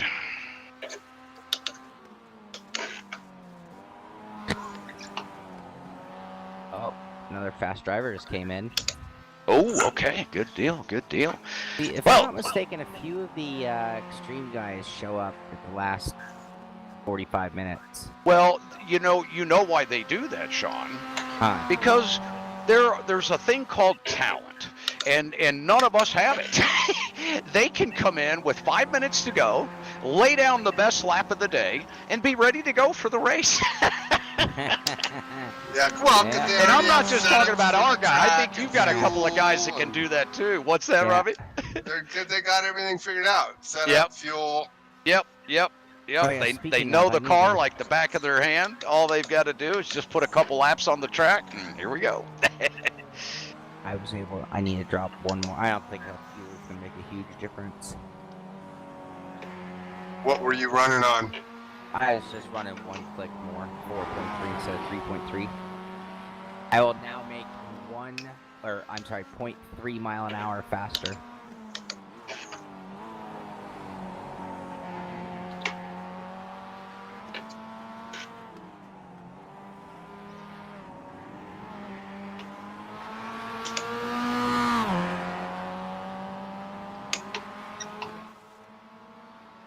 All right, taking a look at the leaderboard here. Aldous Butelli holding down that 144 flat still, 144.068 to be exact. An incredible time out of that 666 car here this evening. Our very own Shaun Cole from the Simpit out there broadcasting live as he's putting laps in, coming in P2 this evening so far with a 144.726. Jose Wilcox in that number 6 holding down a 145.586. Wooder Van Moor, great to see you out here tonight, Wooter. 660, or in that number 668 this evening with a 145.628. We have two more drivers in the 145s now. The Roger Clark holding down P5 on the board with a 145.856. And of course, our very own Robby Unser, retired IndyCar driver. Great to have him out on the sim with us tonight, joining us each and every month in the commentator booth in that familiar number 92. What's not familiar is he's in his usual chrome car, but a very different color. We think it's pink, might be purple, depends on where the part of the track you're looking at it and how many clouds are above him. All right, Robby Unser holding down P6 with a 145.986. And of course, Kenneth Estep, one of the regulars here in the Ricmotech Hotlap Humpday Challenge, in his number 66 tonight. Boy, we have a lot of sixes out here this evening. Oh, Robby, boy, just rips the bumper off the nose of that car there coming out of turn 7. All right, Kenneth Estep holding down a 146.891. Jonathan Hacker holding down a 151.592. We see him out there looking to improve on his time, getting some seat time in there. And the 777 of Christopher Schultes, Chris coming in, a hot shoe out here. We'll see some good lap times out of him here shortly. And Nicholas Rice-Pudo. Great to see Nicholas out there with us. Nicholas also coming to us from the Extreme Motorsports Ricmotech series over there at XMS Racing. Oh, great to see Nicholas out here tonight. As oldest, how many people in the room have won events? It's only May. There's only 4 winners. Yeah, let me pull that up. I have that here. Stand by. Up-a-dee-ba-da-ba-da-ba-da. Let's see. Okay, how far would you like me to go back? Oh, Robby, you put that thing right in my lap, buddy. Your car spun on my camera, and you just landed like full screen right Yeah, I can't drop that wheel when you brake. Yep. Let's January, see. February, March. January, February, March. January was your very own self, Mr. Shaun Cole. February winner this year was Aero Nam. Bryan Heitkotter popped the win in March, and Brett Pancari popped the win at Circuit Jerez last month, March 15th. Okay. So, yeah, Heitkotter, Pancari, Nam, and Cole. So you are the only one in the event tonight that has won a ticket into that championship. Hey, Sean Brown, I'm doing great, buddy. How you doing? With that said, I will just point this out. We have a low turnout tonight. Admittedly and apologetically, we are a little late with getting word and notice out for this We one. were, yep. Plus, again, we are getting into that time of year. Frank himself on vacation, so you're going to see a little mix-up in the drivers over the next few months as certain guys are away, certain guys are here. Anyway, the main point here is tonight is going to be a really good opportunity to win and get yourself that entry into the big December event, which will be packed, being that it's winter. It's December when everybody's around, and when there's $500. Bite your tongue. Bite your tongue. Well, I'm just saying, because we have our December No, he's talking ticket about giveaway. me. Oh, you're absolutely right, Sean. You betcha, buddy. It's tonight is the perfect opportunity. We have 11 drivers in here this evening. So, man, this would be the time to jump in. Sean, come on out and join us. Ricmo 1. Of course, you know where to find us. We're in the hosted sessions there on iRacing. Look for the Ricmotech Hotlap Humpday Challenge and get out here on track. We have 27 minutes remaining. So, plenty of time to get out here and get your feet wet. Jonathan Hacker, you jumped into the deep end with your new entry to PC Sim Racing, which is awesome. Love that you're all in and giving it your go everywhere. So congratulations to you. Oh, that's great, Jonathan. Yeah, welcome aboard, buddy. Fantastic. Is he new to the PC Sim racing? Yeah. Just Robby, don't you just want to kick yourself? Oh, my gosh. No, I'm screwing off now. I don't care. Okay, gotcha. Yep. It was a nice pirouette. It was beautiful, I must say. 9.8, 9.7, 9.6. The Australian judge, a 9.5. Those Australians,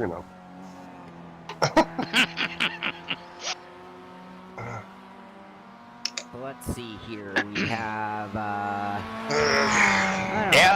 28 minutes left in practice. Yep. I'm finding myself 7/10 off, and here comes Ricmotech down to a 1:45. Oh boy, here we go. No time. Yep, here comes. All right, we're seeing those drivers getting those laps in, starting to show up. Nicholas Ricmotech popping a 1:45.325. Just 3 laps on the board, Nicholas. Oh, you were amazing. Great job there, buddy. Jose Cabrera joining us from Ricmotech. He'll be jumping out here on track with us momentarily as well. So great to see Jose coming out. And I'm sure we'll see some more of these drivers joining us here shortly. A lot of Mazda drivers. Big fans of this car, certainly from the XMS series, so they'll probably be jumping in here shortly as well. So hang in there, guys. We're going to have some pretty fun races coming up here. Dual 15-minute sprints coming up here with qualifying in about 25 minutes.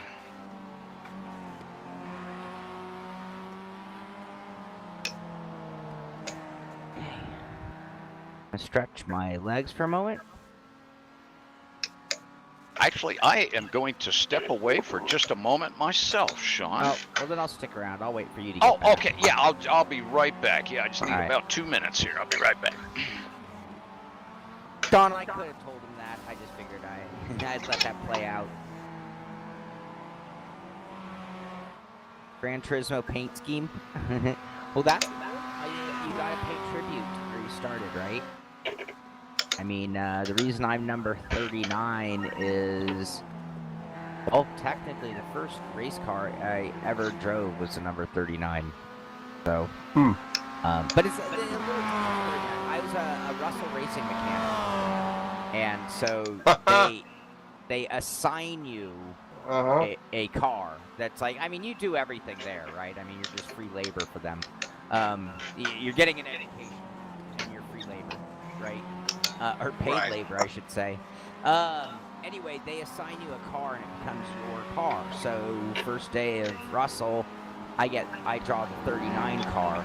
So not only is that the car that I maintain on 99% of the normal days, but also that would be the car that I would race when we got to the mechanic racing series. So anyway, I ended up putting a 39 on my toolbox and all my tools so that nobody would mess with my stuff. And 39 just stuck. And then when I got into karting later, and they're like, "What number do you want?" I'm like, "Anyone got 39?" They're like, "No," because no one ever runs 39. Then that became the secondary reason I love 39. I almost never had a conflict. No one ever has that number. So, yeah. And now I've run that in 3 different real life scenarios and everything I've ever run in sim racing. I did get forced once into a number 8 at one go-kart race. Once. There was a conflict and they had, for some reason they had seniority. I'm not sure if they had points or they just got there first. I think they just got there first.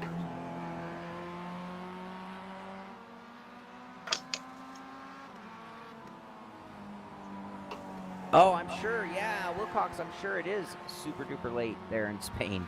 Have a good night. Thank you for coming out. Oh, Jose Cabrera made it. That's awesome. I've noticed we haven't seen Elvis in a long time, huh? He must... No, but he's in Europe, right? I don't know. I think he's in Europe. I haven't seen or heard from him in a long time now. He would periodically pull cameos on the show. You know, whether it be for Hotlap Humpday or even on our news thing on Fridays, but I haven't seen him in quite some time.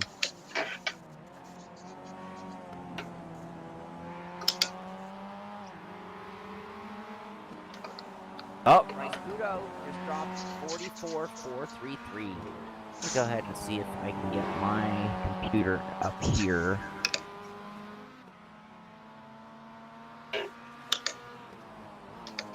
On track. See if I can switch this to my camera instead of...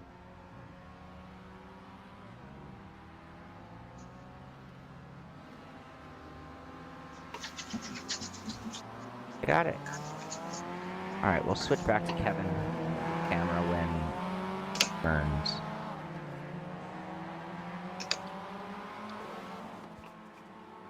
Or... Nope. Oh, wait, I know what I'm doing wrong. Forgive me, everybody. That's me. That's all me being stupid. There we go. Ooh, there's Robby. We're watching Robby now.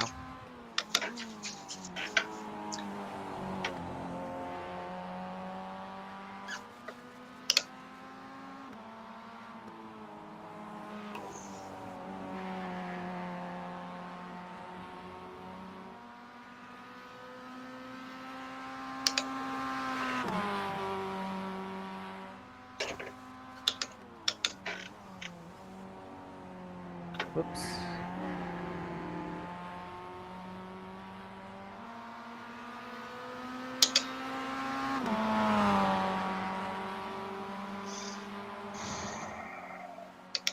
Huh, what resolution I'm on? That works though. There we go. When Kevin returns, we'll switch to his camera, but right now you got mine. Jonathan Hacker in the Gran Turismo paint scheme we talked about. There he is.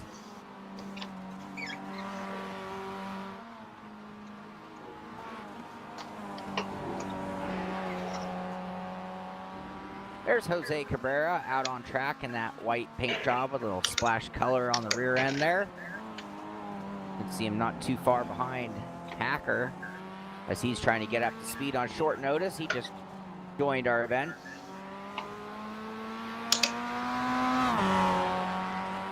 .43.8. Oh my. Is that right? Look at that. Oldest Pudiclus. 43.895. Ouch. Ouch. That hurts. Yeah. Rice Pudo 44.4. Cole 44.7.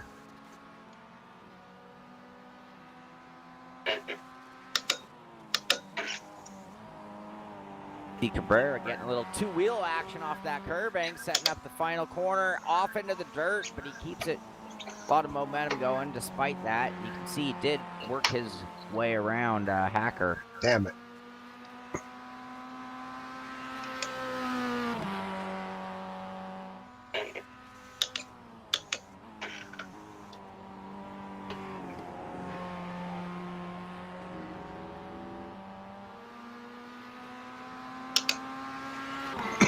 There's a shot of Chris Schultz out there in the number 777 car. Oh, that one didn't update. We're not in sync anymore. Uh-oh.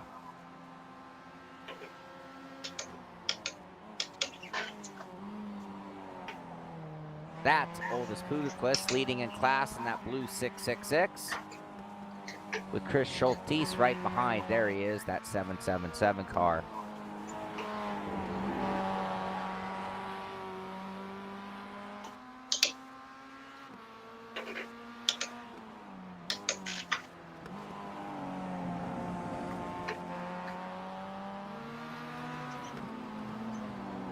Like Schulte's last lap was a 46.696. That puts him in 9th position.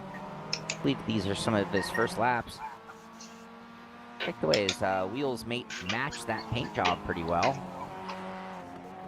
With Chris being in that gold, blue, and kind of a dark gray paint scheme right there behind Oldest Pudiclus.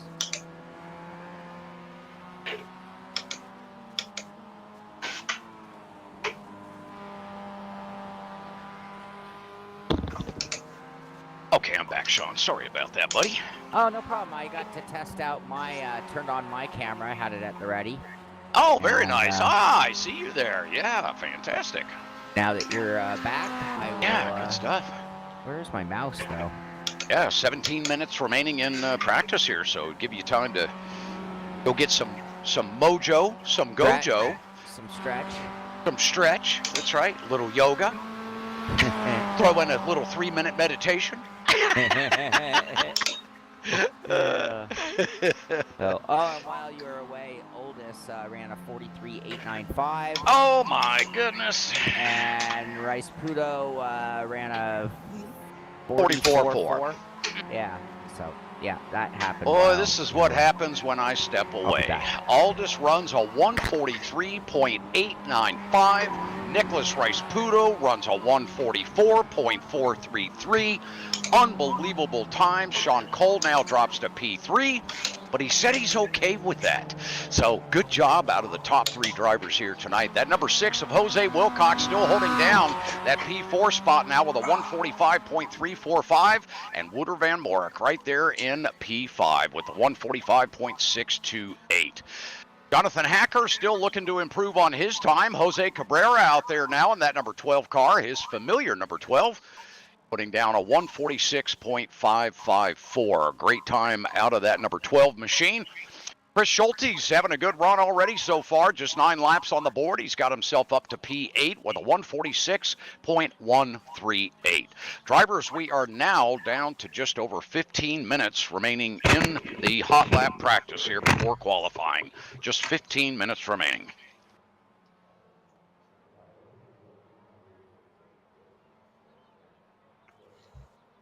All right, Robby, how we doing, buddy? Are we still trying to chip away at that time? Yeah. Oh. You know, there is an inverted grid for the second race. I'm just throwing that out there. Well, it's going to have to be for me to ever get up front.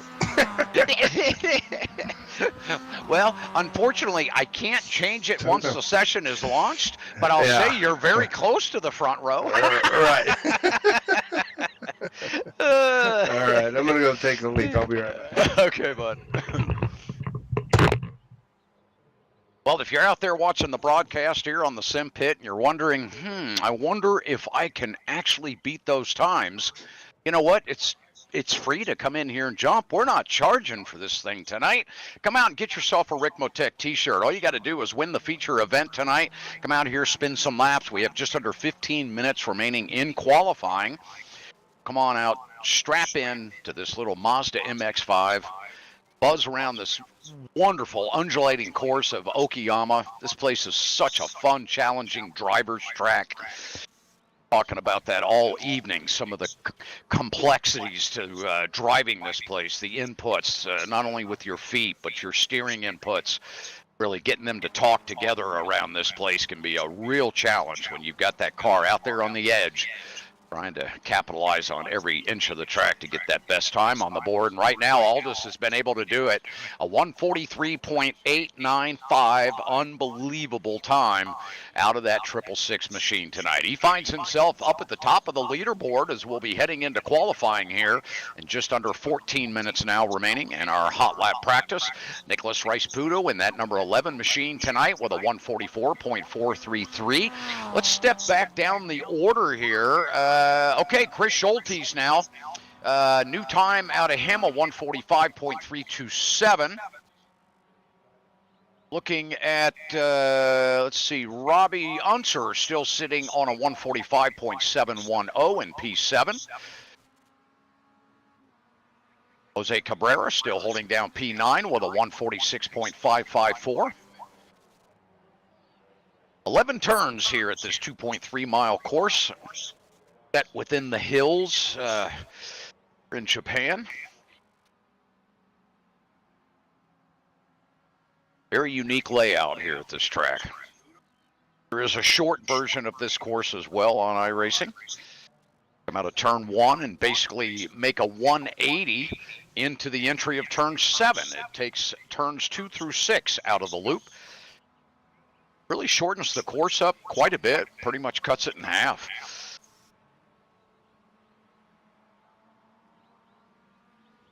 Kenneth Eastep holding down P10 with his 146.891. 12 laps on the board for Kenneth. Aldous holding down the most laps in our session here, 46. 45 out of Jose Wilcox.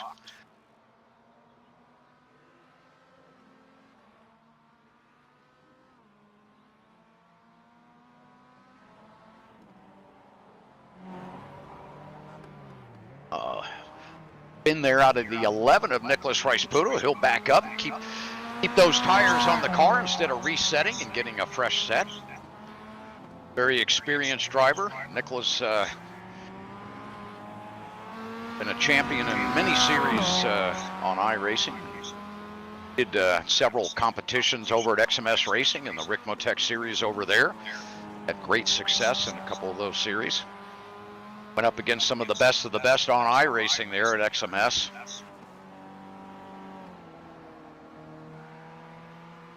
Watching Nicholas now heading down into turn 1 here, entering that brake zone. Want to use up every bit of that track out to get that car to rotate right to the center of that corner.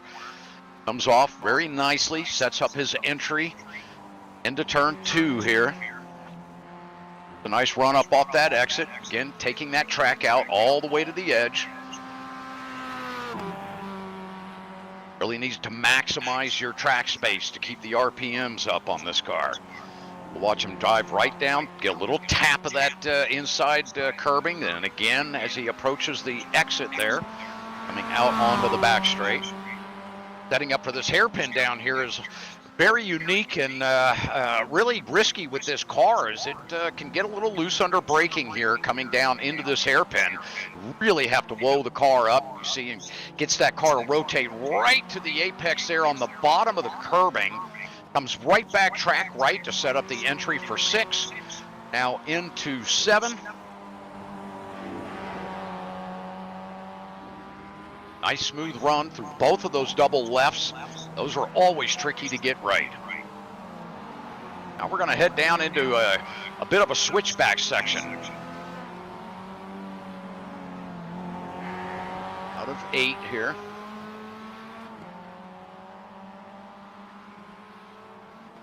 Down through 10, now heading towards 11. Final corner here at Okayama. Really critical to get a good run off that last corner, as it's a pretty substantial size front straightaway here. Seems a lot longer in these cars just because of the small horsepower under the engine, or in the engine under the hood. Oh, he takes it a little bit deep there, probably a little bit wider on entry than he wanted to. Although Nicholas holding down a 143.922. He capitalized on that last lap. Great time out of him there. 10 laps on the board, just 3 incidents. So you can see the experience coming through out of Nicholas. Worked his way right up the leaderboard, very few incidents, and did it in a very few amount of laps.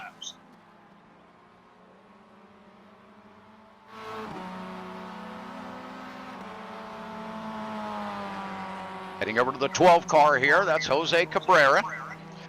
A lot of events around the country. Pretty busy there. I just noticed my internet might have started and reset. Under 9 minutes remaining in qualifying, or I'm sorry, in practice rather, drivers, as we approach qualifying. Again, just under 9 minutes here remaining, actually approaching 8 minutes now. I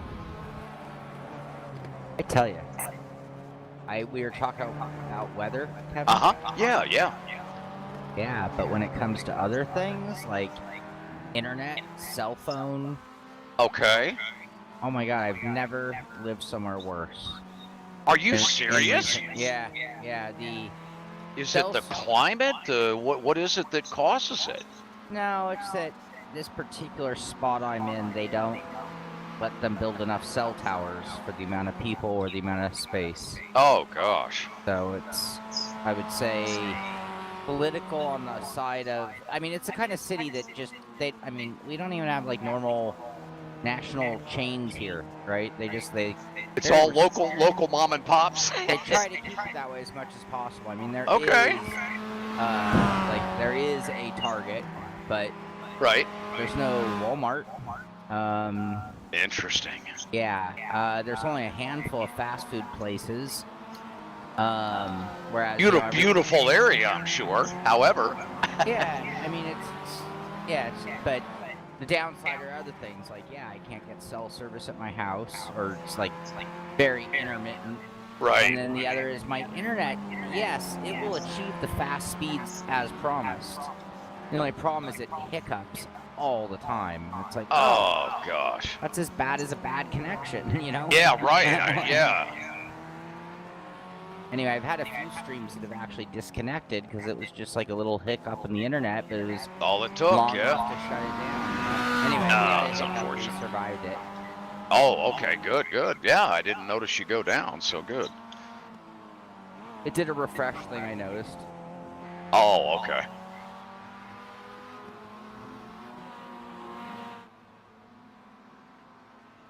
on, Andrew. Sorry you can't make it, because I know in your world that means that you had a really busy day at work, so that sucks. But glad you're home and working on that stuff, so that's cool.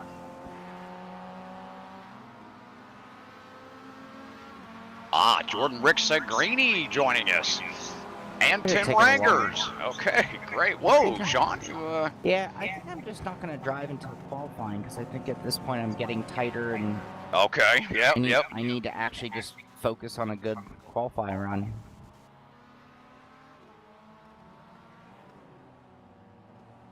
Great to see a couple new latecomers coming in. Jordan Ricmotech joining us. Jordan, quite an experienced sim racer. Looking to see him move his way up the board quickly as we have just 5 minutes remaining in our warm-up practice before we switch over to qualifying. So the drivers came in just in the nick of time. Tim Rangers, great to see Tim. Tim coming out in that number 70 tonight, just in time with 5 minutes remaining. We'll see him work his way up the leaderboard quickly as he jumps into the car and gets strapped in. We'll let these drivers get their helmets on and get out on track, and we'll see how things play out here over the next 5 minutes as we approach qualifying. Actually, I'm going to be really straightforward with you. If you are a decent sim racer, there is exactly the amount of time to get up to speed and kick ass in this event, because you get in right now, we have a 30-minute qualifying, and we have a small grid, and no one's getting away from anybody in these cars in the beginning. So if you can just be in contention, I don't know, even if you didn't get it until the last second, not even in like a good qualifying, but your optimal shows that you know what you're doing, you're gonna do just fine. So anyway, the password is Ricmo1 in the hosted section, a room hosted by Frank Rico. It is titled Ricmotech Hotlap Humpday. We are at Okayama in the MX-5 Cup car, and it is a easy car track combo, and you've probably run it many a times. Now, getting down to the 43s like Oldest, that ain't so easy. But you can see what's going on here on my camera. Oh, Kevin's showing something else, but I see a whole grip of cars that can't get away from each other, and I think that's what we'll expect. One reason I think I'm a huge fan of Miata is I earlier had mentioned Russell Racing. And, you know, I've done, you know, my share going to, like, certain races, but they're always really, really big events. But when I was at Russell, it was the first time that I actually found myself watching lesser events. You know, maybe it wasn't NASCAR weekend, or even some of the feeder races that I wouldn't necessarily have done, or watched. But because I worked at the track, I would. And when the Miatas showed up at Sonoma, Piers Point, there was like 80 of them, and it was utter insanity. And like on the first lap, when the string of cars came by, it took like, I don't know, 45 seconds, a minute for the whole grid to go by. For the whole field to go by? Yeah, and it wasn't I love it. slow. It's because there were 80 of them running 3 wide, you know? Yep. So ever since then, I've just had a fondness, because I was like, it was the coolest race I think I've ever seen. You know, it was like the amount of contact that didn't end in disaster, right? Yep. The amount of the rough driving these guys were doing with each other, but it wasn't compromising their ability to finish or even still be competitive. And I'm not saying they were just hauling into each other, but I mean, yeah, there was a lot of contact, and it was I was just like, wow, every form of racing I've ever seen, if you touch cars like that, game over. Yep. And so, yeah, it was exciting. And, you know, 3 wide, I'll tell you what, everything's fast 3 wide. Oh, yeah. Oh, yeah. I don't care what you're driving. Yep. Hey, I've done 3 wide with skateboards and got a little unnerved, so. Yeah, exactly. Yep. Good stuff. Yeah, there is something about these cars when it comes to the racing. I mean, when you put them all on a track together, there's just something that just comes alive. It's I don't know. It's amazing. My wife just had chills watching him. You know, because she's a fan of, you know, GT3 and, you know, Formula One. These things are just a little too slow for her, right? That's just not her speed. GT6. But when she got to see them at Daytona, coming through that international horseshoe and listening to those things just rev up coming off that corner, 3 and 4 wide coming out of there. I mean, and they would just fan out, you know. Oh, gosh. Yeah, she had goosebumps. She said, okay, those are pretty exciting to watch. Yep. Well, and then in that scenario, one of the guys ends up with no track left, but yet he'll still somehow get that thing back on the track. Right? Oh, of course. Right, You know, right. yeah. Yep. So if you are watching, you really only have 1 more minute to get in here on the normal UI. You do have 31 minutes. It's actually going to be closer to 35 minutes because we have a 30-minute qualifying. So it will reset the grid here in about a minute. And at that point, you are going to need to use the new UI if you do want to join in late. But you can still join as long as we're before the race. So in qualifying, you can still get out here. Same rules. Look for a room hosted by Frank Rico. Room titled Ricmotech Hotlap Humpday. Password Ricmo1. We have it right over there. But you will need the new UI in just a matter of seconds. So I'm going to go literally stretch my legs and get ready for qualifying to start here in just about probably 1 minute, 2 minutes at the most. 3 seconds. Oh, there you go. All right. Sounds good. All right, drivers. We are getting ready to switch over to qualifying. We are switching over to qualifying.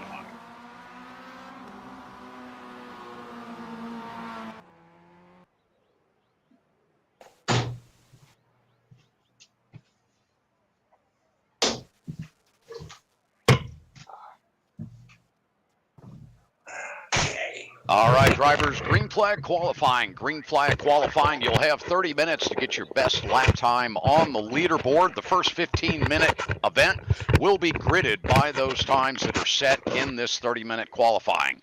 We will have a 5-minute warm-up. Race 2 will consist of a reverse grid of the top 8. Again, the top 8 will be the reverse grid start for race 2 this evening.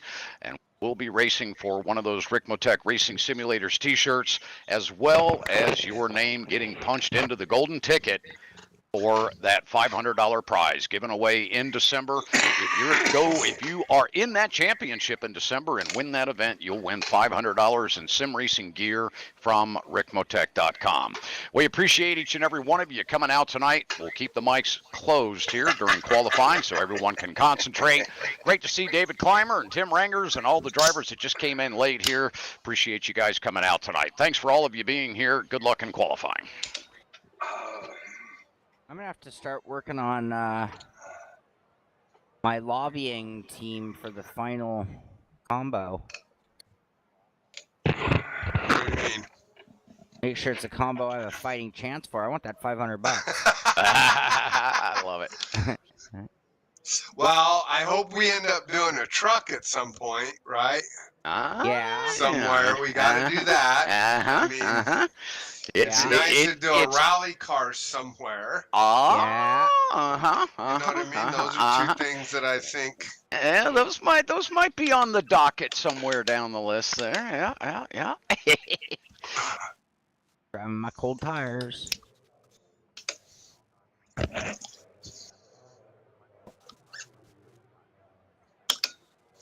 You should pass me, Nicholas.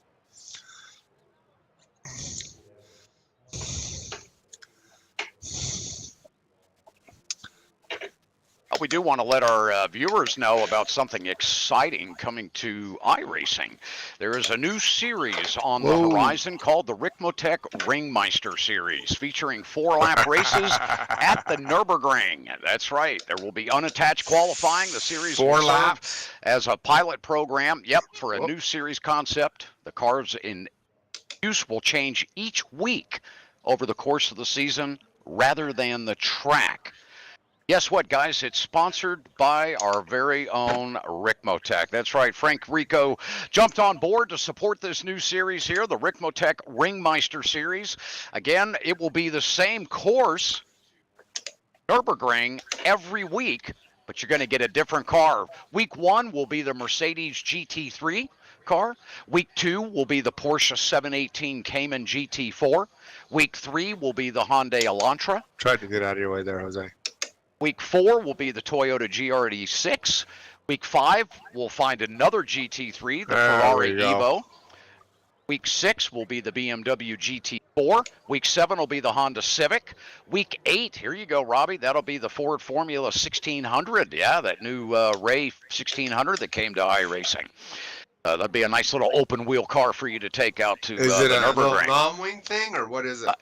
Yeah, it's got, yeah, I believe those have the little wing on the back. They're, you know, similar to like the Skippy. I think Okay, they're, so it is a little downforce. yeah, little low downforce car. Yep. And then week 9 is going to be back to GT3 once again. It'll be the Porsche 911 GT3R. Week 10 will be the Aston Martin Vantage GT4 car. Week 11 is the Renault Clio. Wow, taking that to Nürburgring should be a treat. And then week 12. I mean, geez, that's gonna be a long run. Oh my God. 4 laps. Can you imagine 4 laps in the Clio? That's a 24-hour event. That's the 24 hours at Ring this year. Yeah, they're doing the Clio. 4 laps.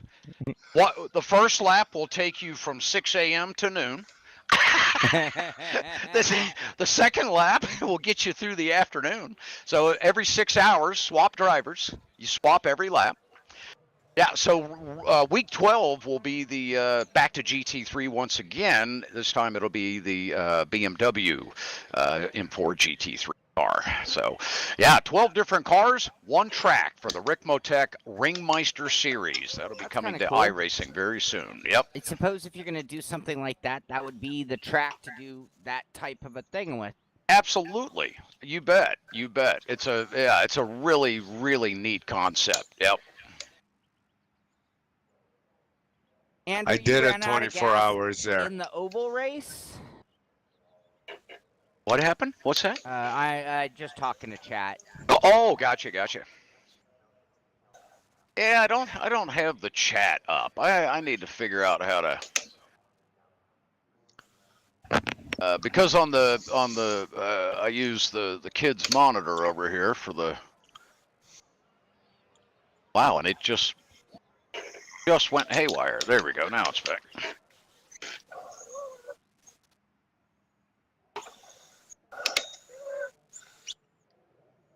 I love the name of it. The Ricmotech Ringmeister Series. I mean, it was made for Ricmotech. Oh, jeez. Keep it together. And you're in the lead. Oh, Andrew. Right now, Nicholas Rice-Pudo holding down the top time on the board. I will talk quietly as to not distract the drivers in the commentator booth. 144.939 for Nicholas. Shaun Cole, look at our boy in that number 39, right up there, P2 with a 45.102. Holy smoke, Shaun, you are right on the heels of Nicholas. Aldis coming in with a 45.332, just 2/10 back of Shaun. Jordan Rick Sengrini in that number 108 coming in with a 145.937. That's second through fourth now in the 145s. Now we have a 144.387 out of Nicholas Rice-Pudo. We knew he would start laying down some blistering times here soon. Of course, he saved it for qualifying, apparently. Jose Cabrera coming in P5. Boy, what a great time out of Jose tonight. A 146.628. Nice run for him here this evening at Okayama. Chris Schultes in that 777 coming in with a 146.832. Chris is one of your drivers, is he not? Yes, he is. Yeah. Roger Clark, that number 5 tonight, 147 flat. Good time for Roger. A little bit better time than he had in practice, actually. So Roger laying down a nice time there. David Clymer out there in that number 242. Boy, he loves that number. 147.330 for David. We'll see him working his way up that qualifying board, I'm sure, over the next half hour. We have actually less than that, 22 minutes remaining. 30-minute qualifying. They're about 9 minutes in, just over 8 minutes in now here, which is under 22 minutes remaining. Tim Rangers having a good run, holding down P10. We have 2 drivers still waiting to get their best time. Jose Wilcox and Kenneth Estep. Ken had to go. He had a league race. Oh, boy. Oh, unfortunate for Ken.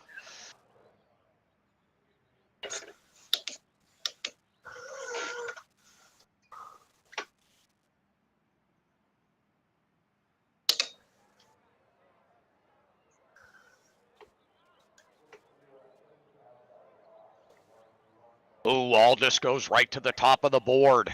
A 144.199. Nearly back into the 143s as he was in practice. That's going to drop Nicholas Riceputo to P2.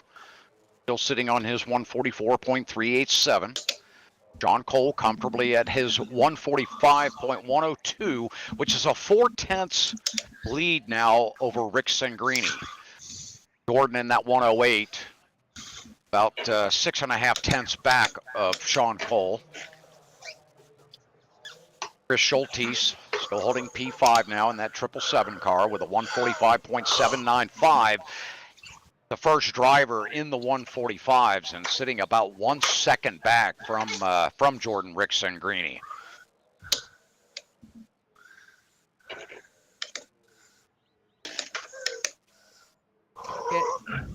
I gave it all away on that final corner. Damn it, Cole.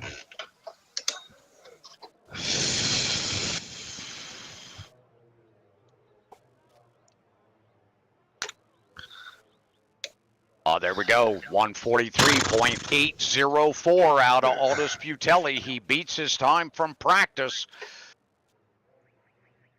Now finds himself with a 5/10 gap over our second driver in qualifying right now, that number 11, with a 144.067. Now we know Jordan Rick Sangrini is not one to take kindly to not starting on the pole. See him really putting some time in. Not able to see the cars on track as they're out there in their qualifying session.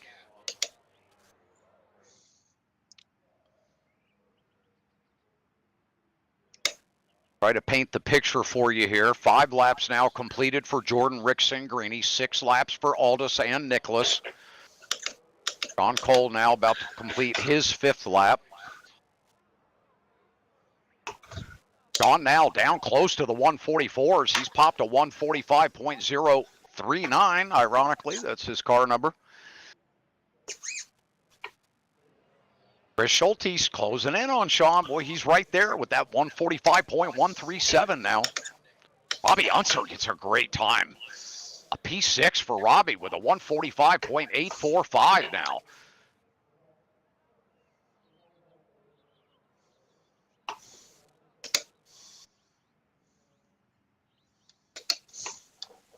Oh, we see another climb there. The climber now up to P8 with a 146.407. Wouter Van Morik now a 147.246. Drops Tim Rangers out of the top 10 now. Tim falls to P11 with his 147.851.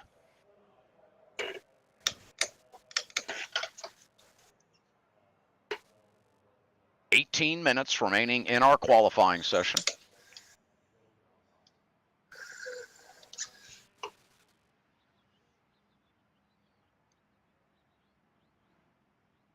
We were speaking earlier about the concentration it takes for drivers to really get everything out of the car at a course like this. It feels like it's a flat track, certainly going down the front straightaway, but the moment you exit turn 1, you start to climb. There's a few dips and curves in the track heading all the way out to turn 4 and 5. The undulation just continues down into the hairpin. Come out of the hairpin, you literally go up a rise and then drop right down into turn 6 and then into 7. Very, very difficult track to get right.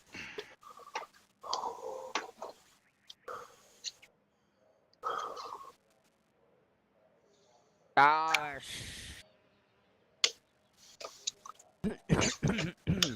Looking here at the exit of the final corner, turn 11 here at Okayama. 2.3 miles around this circuit. Now looking at the exit of turn 2 down into turn 3.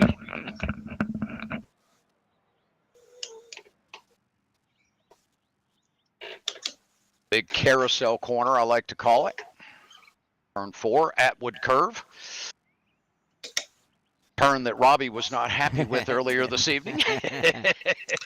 That's which one? 1 to 11? No, how many are there? Yeah, yeah, 1 through 11. Those couple of turns you had trouble with.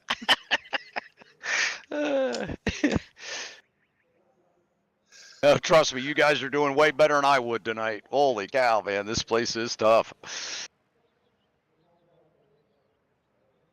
Oh, I wouldn't say that, but Aldous still sitting up there with that 143.804. It's so interesting in qualifying. You watch that leaderboard, it jumps around and it does its little dance, flickering all the colors of everybody moving up and down.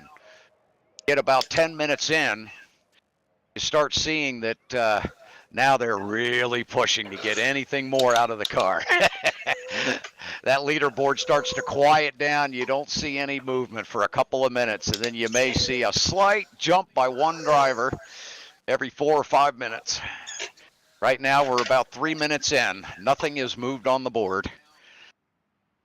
Tim Ranger still sitting just outside the bubble of P10, but that's fine. All drivers will be able to compete tonight in both races as it sits right now.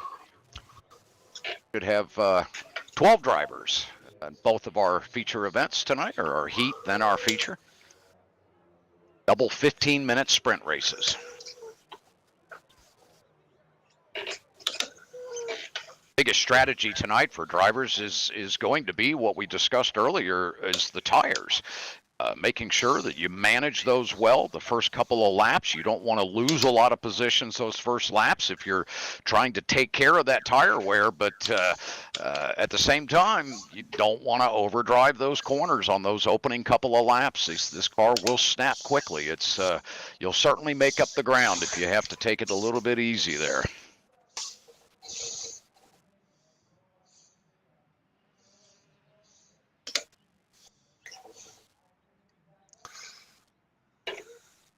Boy, very low incident count here. Shows the drivers are really concentrating on getting those lap times in efficiently. Nothing is more frustrating than coming to turn 10 and dropping your tire in the dirt and seeing the simulator give you a X and negating your lap time that you were 2/10 in the green for.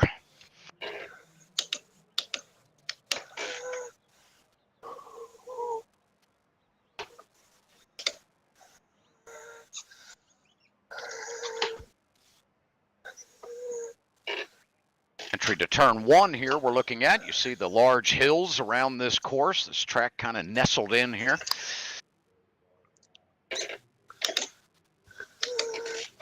See some of the corner marshals there. Anxiously awaiting the roar of this field as they throw those 12 Miatas down into turn 1 here shortly. 13 minutes remaining in qualifying. We're just over halfway now. Still no shifts on that leaderboard. Aldous Butelli, Nicholas Rice-Puto, then Jordan Rickson, Greeny are your top 3.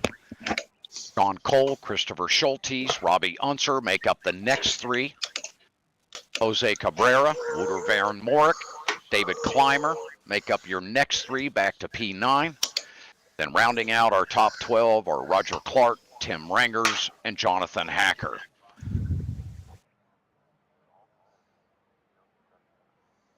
Should have several drivers running pretty close here for several laps. These Miatas put out a nice little slipstream.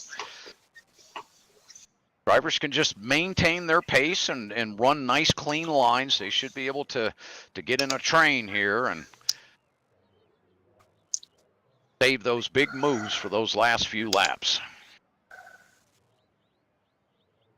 A lot more to racing than just being the fastest car out there on track. You do have to manage your laps, manage your strategy, think about fuel, tire wear.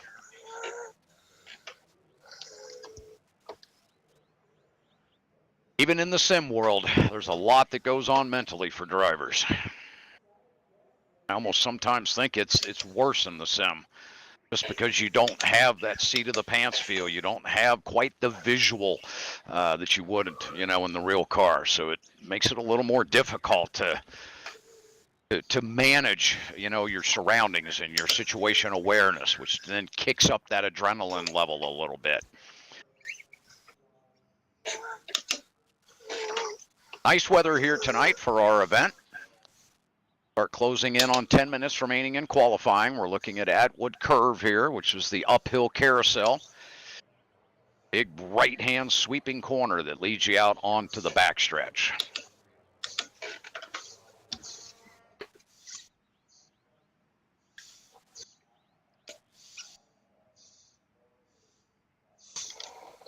Looking forward to these dual 15-minute races. These 15-minute sprints are really just that. You want to settle in, you want to get your tires warmed up, but at that point, it's time to start rubbing fenders. You got to get it done early and get it done quick.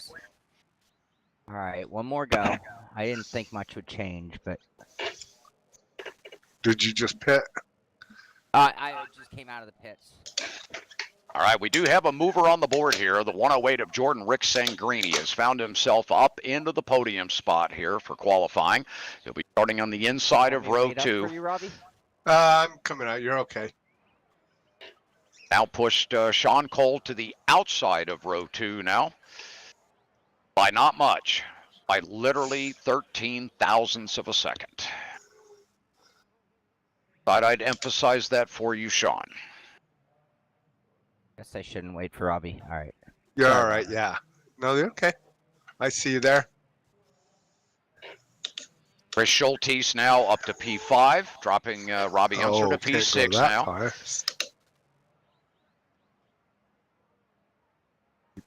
Bitch. Oh, don't you do it. Robby must have seen a dog out on track somewhere. Frickin' man, do we got slicks? Because they got no grip in the frickin' grass here. I don't know that any car has any grip in the grass on iRacing. Oh, them trucks are pretty good. Well, those fun trucks, boy, they do. And rally cars are pretty good too. They are, boy. Boy, Nudge, nudge. I've heard that those are fun. Hey, boy, I tell you what, those trucks would actually be really fun at this track because it's so confined all the way around. You could literally go anywhere. Yeah. As long as we use our rule that you can't drive the outside. Right. You can't. Well, you can't drive the inside. I mean, the inside, rather. Right. You can drive as much as the outside you want. Boy, this would be a blast at this place. Why not the inside?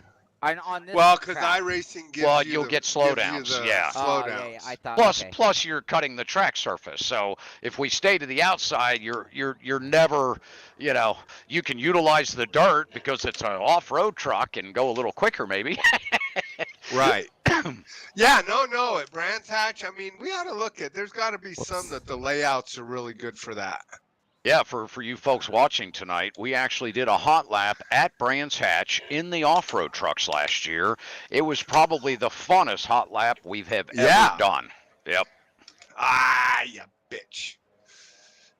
So yeah, so Jose. We'll just tease that a little bit that we will more than likely, if not definitely, have one of those this year. So that means everybody needs to show up every month because you just never know. Yeah.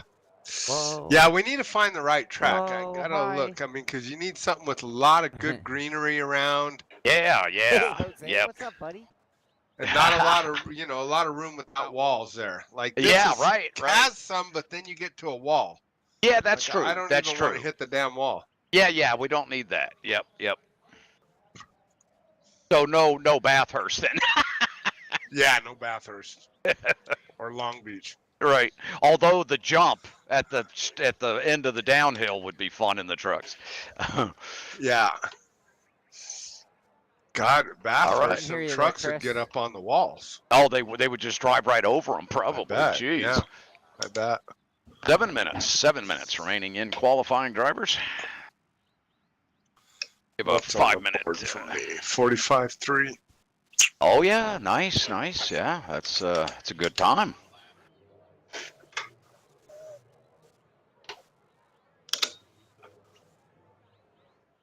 So all 12 drivers have laid down a qualifying time.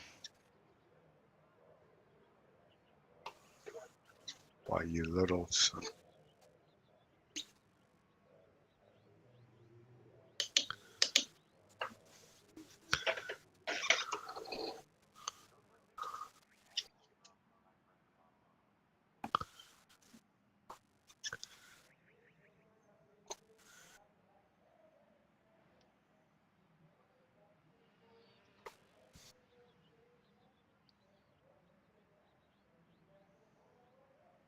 Hard to hit anything at VIR. Yeah, a lot of runoff there. Yeah. Oh, Lots you of prick. grass at VIR. Yeah, boy, VIR, that's, you have all kinds of room there. Yep.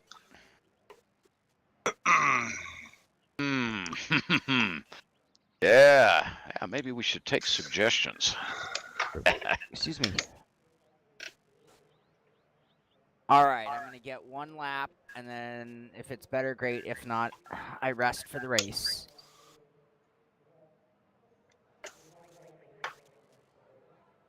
Not a lot of movement on the board. Nicholas Rice-Puto, though, he does pop a 43.834.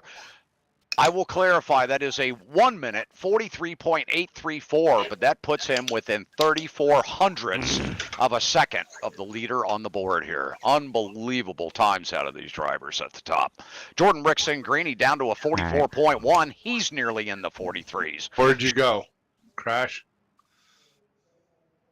Just under 5 minutes. Just under 5 minutes remaining in qualifying. I'm just sticking with what I got. We're good. We're good. We're in. We're in the upper half. Who knows what Kevin's going to do to us with the grid, invert, and all that good stuff. Oh, I have so many things up my sleeve. I figured as much. All right, I'll be right back. Okay, buddy. You can tell people in my absence. It'll be a surprise to me. That was my plan. Go All away right. now. Yeah, Go away. Yeah, we don't have much time. This is the potty break before the race. I'll be right back. All right, sounds good. I guess I'm ready to race. I don't know. Yeah, I think you're ready. Yep. 3 gallons, you're sure that's enough? According to my calculations, I did them 3 times, so yep. And even in the second race, is the second race Yeah, longer? no, it's the same. They're both 15s. I changed it today before the session launched. It still had the 20, and I switched it back to 15. Okay, fair enough. Yep.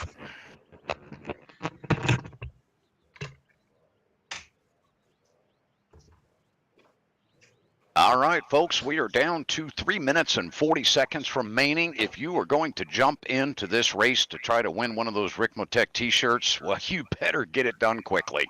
Again, 3.5 minutes remaining in qualifying here. You will have to come in via the iRacing UI, or the new UI, I should say. The browser no longer active during qualifying sessions, so you'll have to use that new UI to get in. And just over 3 minutes remaining. Leaderboard still holding pretty steady here. Rick Sangrini, 144.129. He's the only driver on the podium spots right now, not in the 43s. Shaun Cole sitting on a 44.846, just 7/10 back off of Jordan Rick Sangrini. Christopher Schultes from the Simpit coming in with a nice time there, a 145.137, holding down P5. Our very own Robby Unser in his familiar number 92, a 145.334, just outside of the top 5. David Clymer managed to get his way up to P7 with a 145.691. He's just 3/10 off of Robby Unser. David going to start P7 tonight. He'll be on the inside of row 4 tonight. Outside of row 4, we'll find Jose Cabrera with his 145.860.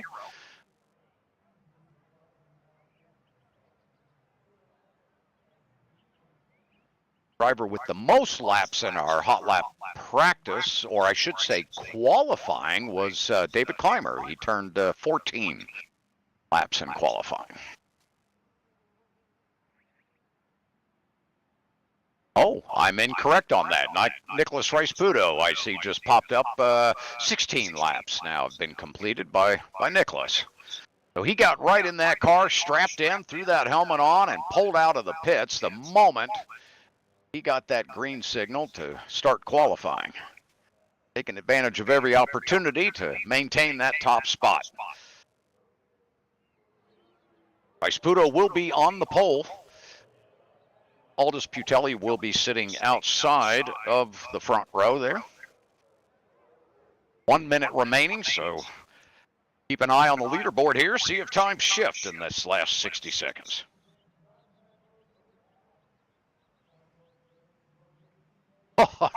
And they did. Nicholas Rice-Pudo just went to the top of the board. He is on the pole with a 1:43.775 with 50 seconds remaining.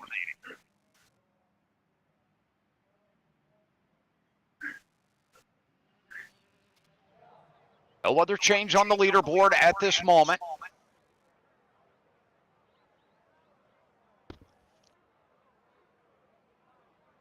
Still top 5, 30 seconds remaining.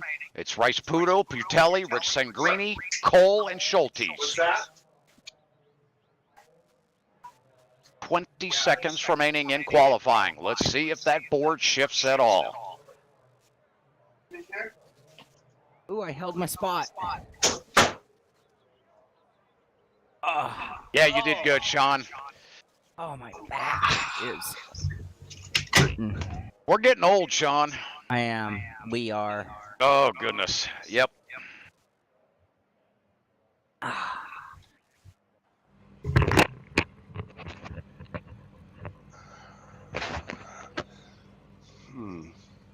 All right, here we go, folks.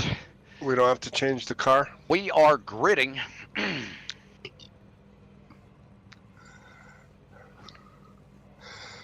All right, drivers, just a quick message to everyone. We have about a minute and a half here as we sit on the grid before deployment with the pace car. Drivers, if your car becomes so damaged that you have to escape to the pits, will be disqualified from that event. So in our first race here, you must drive your damaged vehicle to the pits to get a repair. There is one fast repair there waiting on you, but you do have to drive the vehicle to the pits in order to receive it.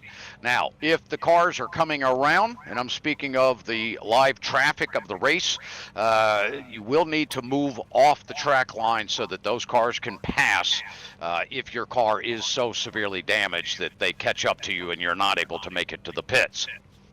Again, if your car becomes damaged that you have to tow to the pits, you'll have to stay in the car in the pit area in the garage until the next race begins. Are we taking everybody in the second one?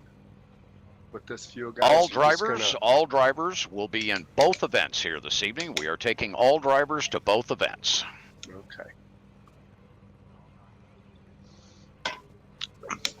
That's important to know if you crash out the first one, you know what I mean? Boy, you betcha. And then where are we starting? This obviously, oh, we're at the, I get it. I know where we're at now.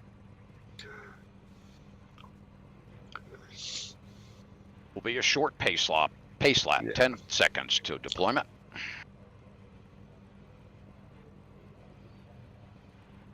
Pole sitter, we ask that you maintain pace speed once the pace car has been sent home.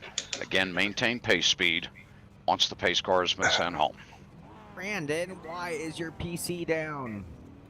Unacceptable. That's not good.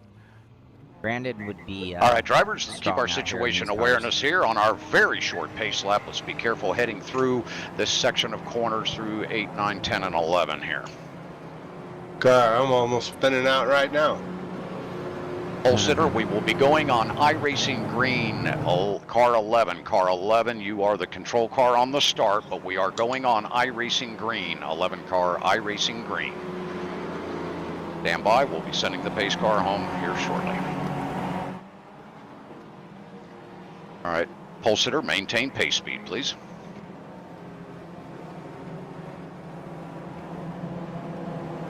Stand by for the start, drivers.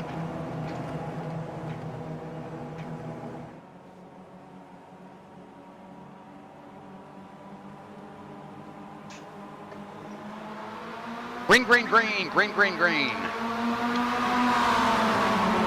All right, here we go, heading down into turn 111. Your leader, Nicholas Rice-Puto, has a good run, a little bit of push from the driver behind as they swing through one. They come out cleanly. Shaun Cole side by side now as they work their way down into 2. Very difficult corner here, heading out of 2. Williamson now into the S's. Known as Moss S through turns 3 here, now heading to turn 4. The carousel, the head out onto the backstretch. Everybody is clean so far.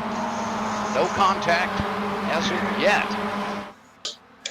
These 180 horsepower machines are going to be rip-roaring down this backstretch as we watch the 11 car looking to break the draft from Aldous Butelli and Jordan Rick-Sangrini. Jordan has the 39 car of Shaun Cole right on his bumper as they head into the brake zone here of the very tight hairpin. Out of 5, they'll head into Revolver here, turn 6. Really tough corner to get right as we notice Rice-Puto getting loose. The 666 looks underneath but cannot get his nose in there cleanly enough to overtake the lane. Now the 11 heads down into the next input here. Oh, he's cutting it tight, closing that door. Nice defensive move there out of Nicholas. Now back into the right-hander of Hobbs, coming out of turn 9 now. We'll be heading down to turn 10. Trying to hold off that pressure of Aldous as they head into the final corner of turn 11. You see the field falling in train behind. 11 car getting a little loose, that back end snapping just a bit. That's going to give Aldous the ability to come up into that slipstream. Here he goes. She's going to make a move. The 11 car protecting the inside. Aldous goes to the outside. 11 gets the run. Comes out deep. Aldous looking.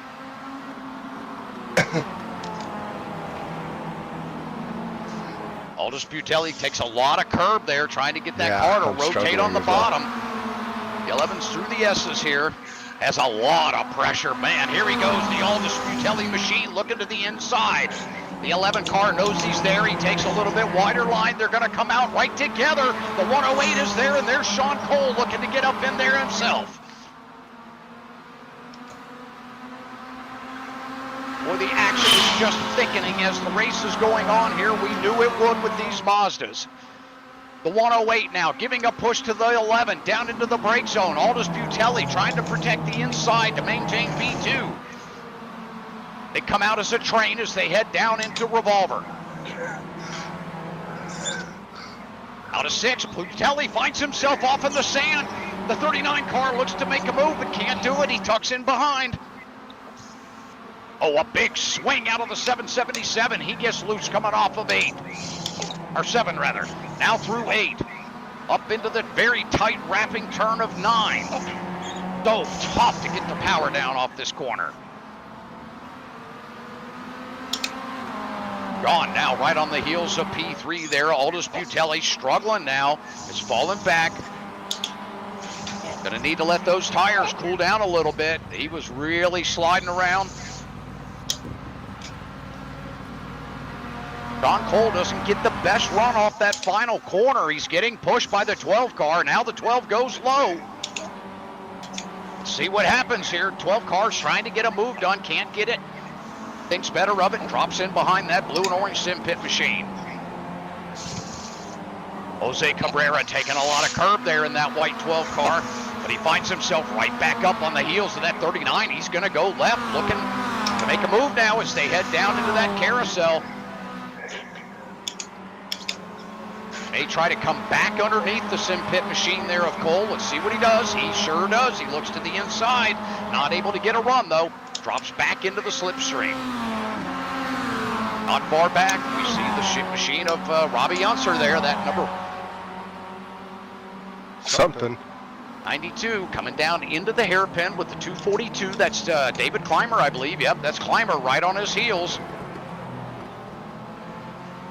Oh, nice run through that corner there. Now into Revolver, turn 6. Robby gets a nice run off that corner now, looking for that apex. Well, you really got to get your eyes up at this track. Every corner you come off of, you got to get right up and start looking for that next apex. They come at you quick. Well, the 92 goes a little wide. 242 looks to the bottom. The 92 is going to stay tight on the inside. Looks like he's going to have to drop in behind Clymer there as David gets a good run on the outside there. Yeah, I couldn't hold them. That wouldn't have been right.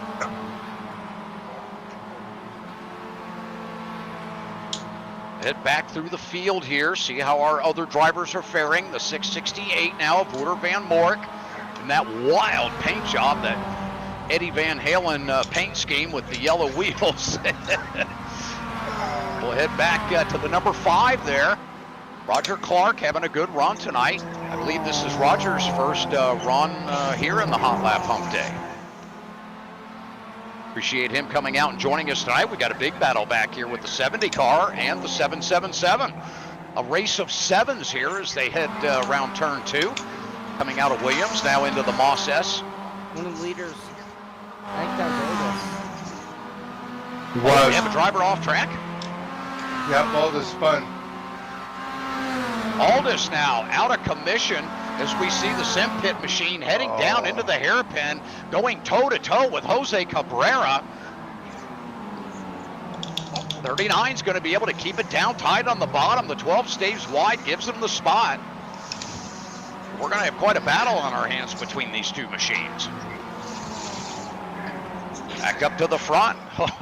Boy, it's heating up. The 11 car not feeling the pressure of Aldous anymore, but he has somebody else right on his heels, and that's that 108 blue machine of Jordan Rickson-Greeny, and Jordan is no slouch. The 11 goes really wide.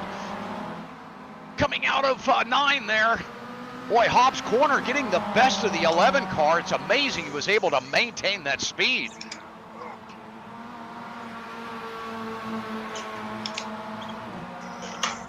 Boy, the 108 looking to take advantage, not able to close in there on the 11.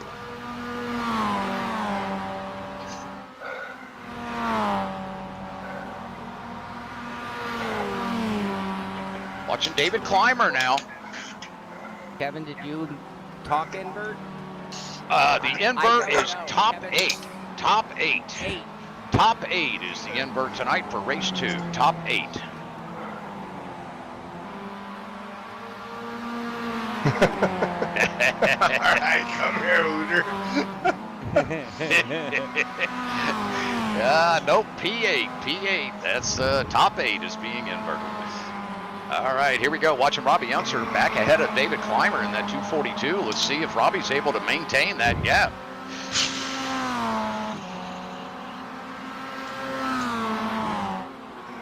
Car finds himself running by himself now. Jose Cabrera not able to take advantage of any slipstream now. Robby may be able to work his way back up there to the heels of the P3 driver.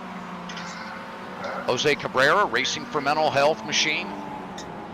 Appreciate Jose coming out and joining us on track tonight. Head up to Nicholas Rice-Puto rather in that 108. Both work their way down through turn 9 there out of Hobbs Corner. Heading to what's known as Mike Knight Corner. Very interesting name for turn 10 there. And they named turn 11 very apropos, the last corner. Got a little creative for that one. Boy, quite a battle we have here as we watch that 108 car now reaching up into the slipstream of Nicholas Rice-Puto. Really having a time here trying to pull that gap on the 108. He nearly drops a tire there heading into turn 2. Oh, he gets off into the dirt a little bit here. Let's see if the 108's able to take advantage, and he does. He goes left coming through Moss S, and he's got the run. Is it going to be an over and under? I bet it is. Here we go. He's looking to the inside. He moves to the bottom. Now they're side by side coming off the exit. We have a race for the lead here, folks. The 108 and 111 side by side heading down the backstretch. You get a run on me, Aldous, just tell me. See the 12 peering up over the horizon. On my side. There's Robby Unser in the 92. Both those drivers trying to make a way back to the front. The 108 now holds the tight line on the bottom. They're still side by side. The 11 makes a move back to the inside through a revolver. Turn 6, side by side. Into turn 7, side by side. The 11's going to get the advantage. Now the 108's back underneath them on the inside. Now they're heading to turn 8, side by side again. God, this just Unbelievable. squares those. What a battle we have here. Now the 108's finally going to get the position. The 11 looks back to the inside, thinks better of it, tucks back under his bumper as they come out of turn 9. Things will probably settle down a bit here. Looks like the 108 That was my shifting. may be able to stretch it out just a little bit here. We'll head back to the 12 car, see if he's been able to close that gap at all. Right now, he's sitting on about a 2.8 second gap to our leader. Robby Unser now sitting about 8.8 seconds off our leader, 1 seconds back from his competitor. Aldous Butelli now trying to stretch that gap a little bit on the 92 of Robby Unser. We'll step back here and see how that gap is going. Pretty easy for him to do that. Oh, pretty easy for him to do that, yeah. Right? I don't think he's working too hard.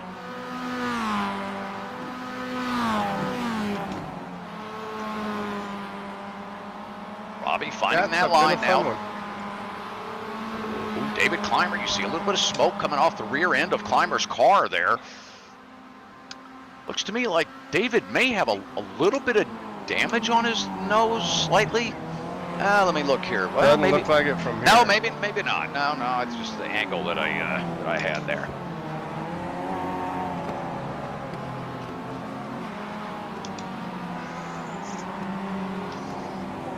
Now heading into revolver.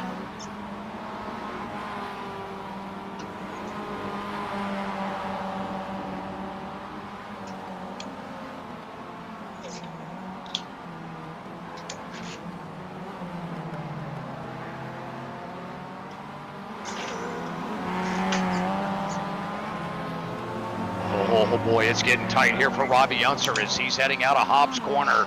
That 2.2 Yeah, I tried David to Clymer. square off Woo. that. I gave him a little too much room. Yeah, you opened that up like a slice of cherry pie, buddy. But a bite was not taken as Robby is maintaining that spot there, holding down the top 5 position. Now opening up that gap to about 10 car lengths as we see him coming down into turn 1. Just 2 minutes remaining here in our race 1, 15-minute sprint race here. Heat 1 tonight. Our feature coming up here in just a few moments. We'll head back to the front of the field. Here we go, P4, that's the 666 of Aldous Butelli. Aldous having a good run here. Aldous coming down, he's laid down a 143.926 that last lap. Boy, he is doing everything he can to get his way back up to the front. We'll head up to Jose Cabrera. He's flying. Jose's going to be feeling the pressure here in just a moment of that 666. How much time? We have 1 minute and 38 seconds remaining in the race. This actually will be white flag next time by. White flag next time by as we watch the 108 and the 11 going at it one more time. They head down towards turn 8.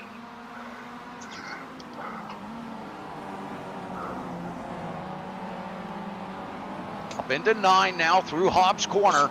The 108 takes a little bit wide. He's trying to diamond cut the corner. The 11 takes the inside approach, comes out wide, tries to get a run on the 108. It's up to about a car length and a half now. They head into the final corner. The 11, you can see him slam the brakes to get that car to rotate, trying to get a run off the exit, and he sure does. He's in that slipstream. The 108 now going back and forth, trying to break that slipstream. Watch your defending, 11. Or 108 rather. Watch your defending there. No blocking. No blocking allowed.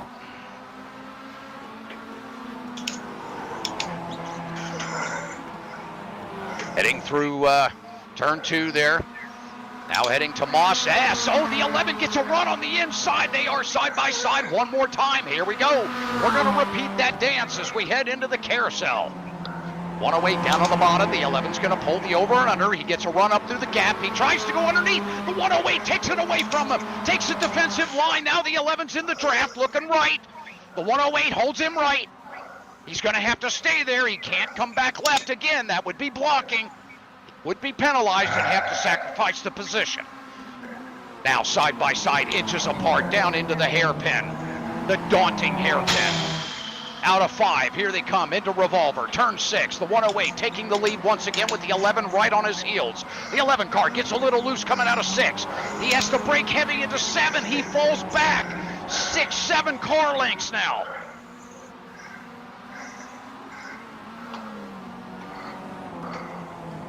The 11 car taking a little bit too much curb out of 6. It really hurt him. Oh, we see the 12 car going around now. The 12 rights himself, not sure if there was contact there or not, but we're coming to the line here in this first race. The 108 now has a commanding lead. The 11 car had that one opportunity there at turn 6, not able to get it done. He takes it wide off of 11. He maintains it and going to bring it to the line in P2. But our winner in race 1, Jordan Ricmotech. What a run tonight for the 108 car.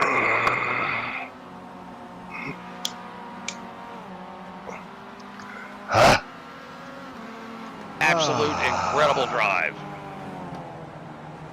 We'll head back through the field here and see how our other drivers have fared.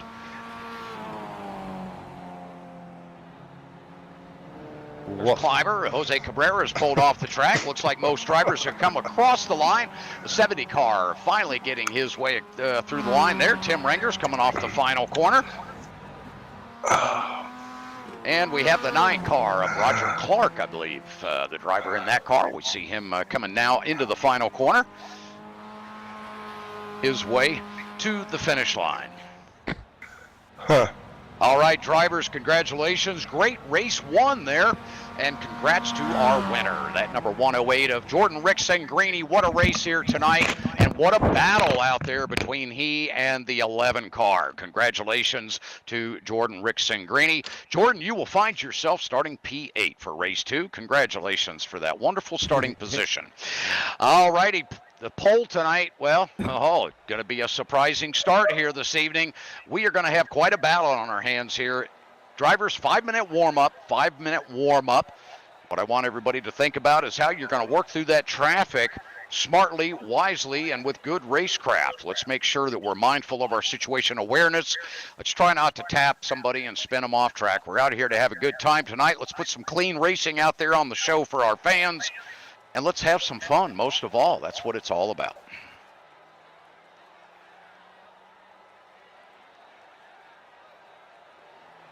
All right, hope everybody enjoyed that first race here tonight. Boy, Jordan Ricmotech and that 11 car, man, did they go at it tonight. Nicholas Rice-Puto, man, I'll tell you what, that kind of racing in those Mazdas gets my adrenaline pumping, Shaun.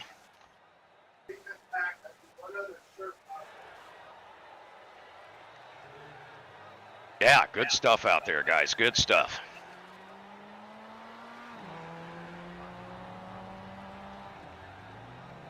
I just want to remind drivers again, this will be a top 8 reverse grid for race 2. So drivers, if you finished P7 and P8, guess what? You're going to find yourself gifted with the front row for our second 15-minute sprint race here this evening. Again, the winner of tonight's event will take home a Ricmotech Racing Simulators t-shirt, which has a really awesome, hilarious saying on the back about sim racing. And if you want to check it out, guess what? You can go to Ricmotech.com. Check out all their gear. They have just about anything you could imagine for sim racing, parts, components, just about every brand on the market, everything from Hussenfeld to Thrustmaster, you name it, they have it. So make sure you visit Ricmotech.com and show them a big thanks for putting on this event the third Wednesday of every month. All they're here to do is give you guys a good time with some sim racing, and on top of that, they're going to give you a sim racing t-shirt. And on top of that, the winner of each of these events every month are able to compete in the championship in December. And guess what?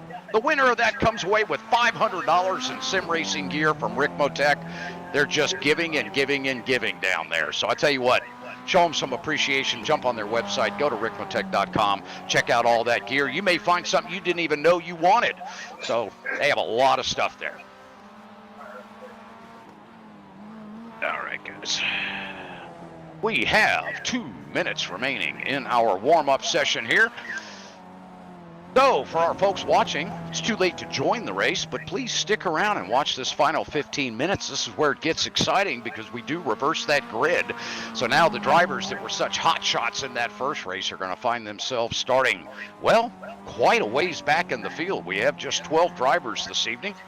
And so they're going to be starting somewhere in that 7th and 8th position instead of that 1st and 2nd position on the grid. So watching them work their way through this field is going to be quite a challenge because they've got drivers like Robby Unser and Jose Cabrera and Aldous Putelli of great experience driving not only in the real world, obviously, but a lot of time on the sim, and they know how to defend with the best of them. So we're going to have quite a 15-minute sprint race coming up here momentarily, a minute away, 1 minute away. So stay with us.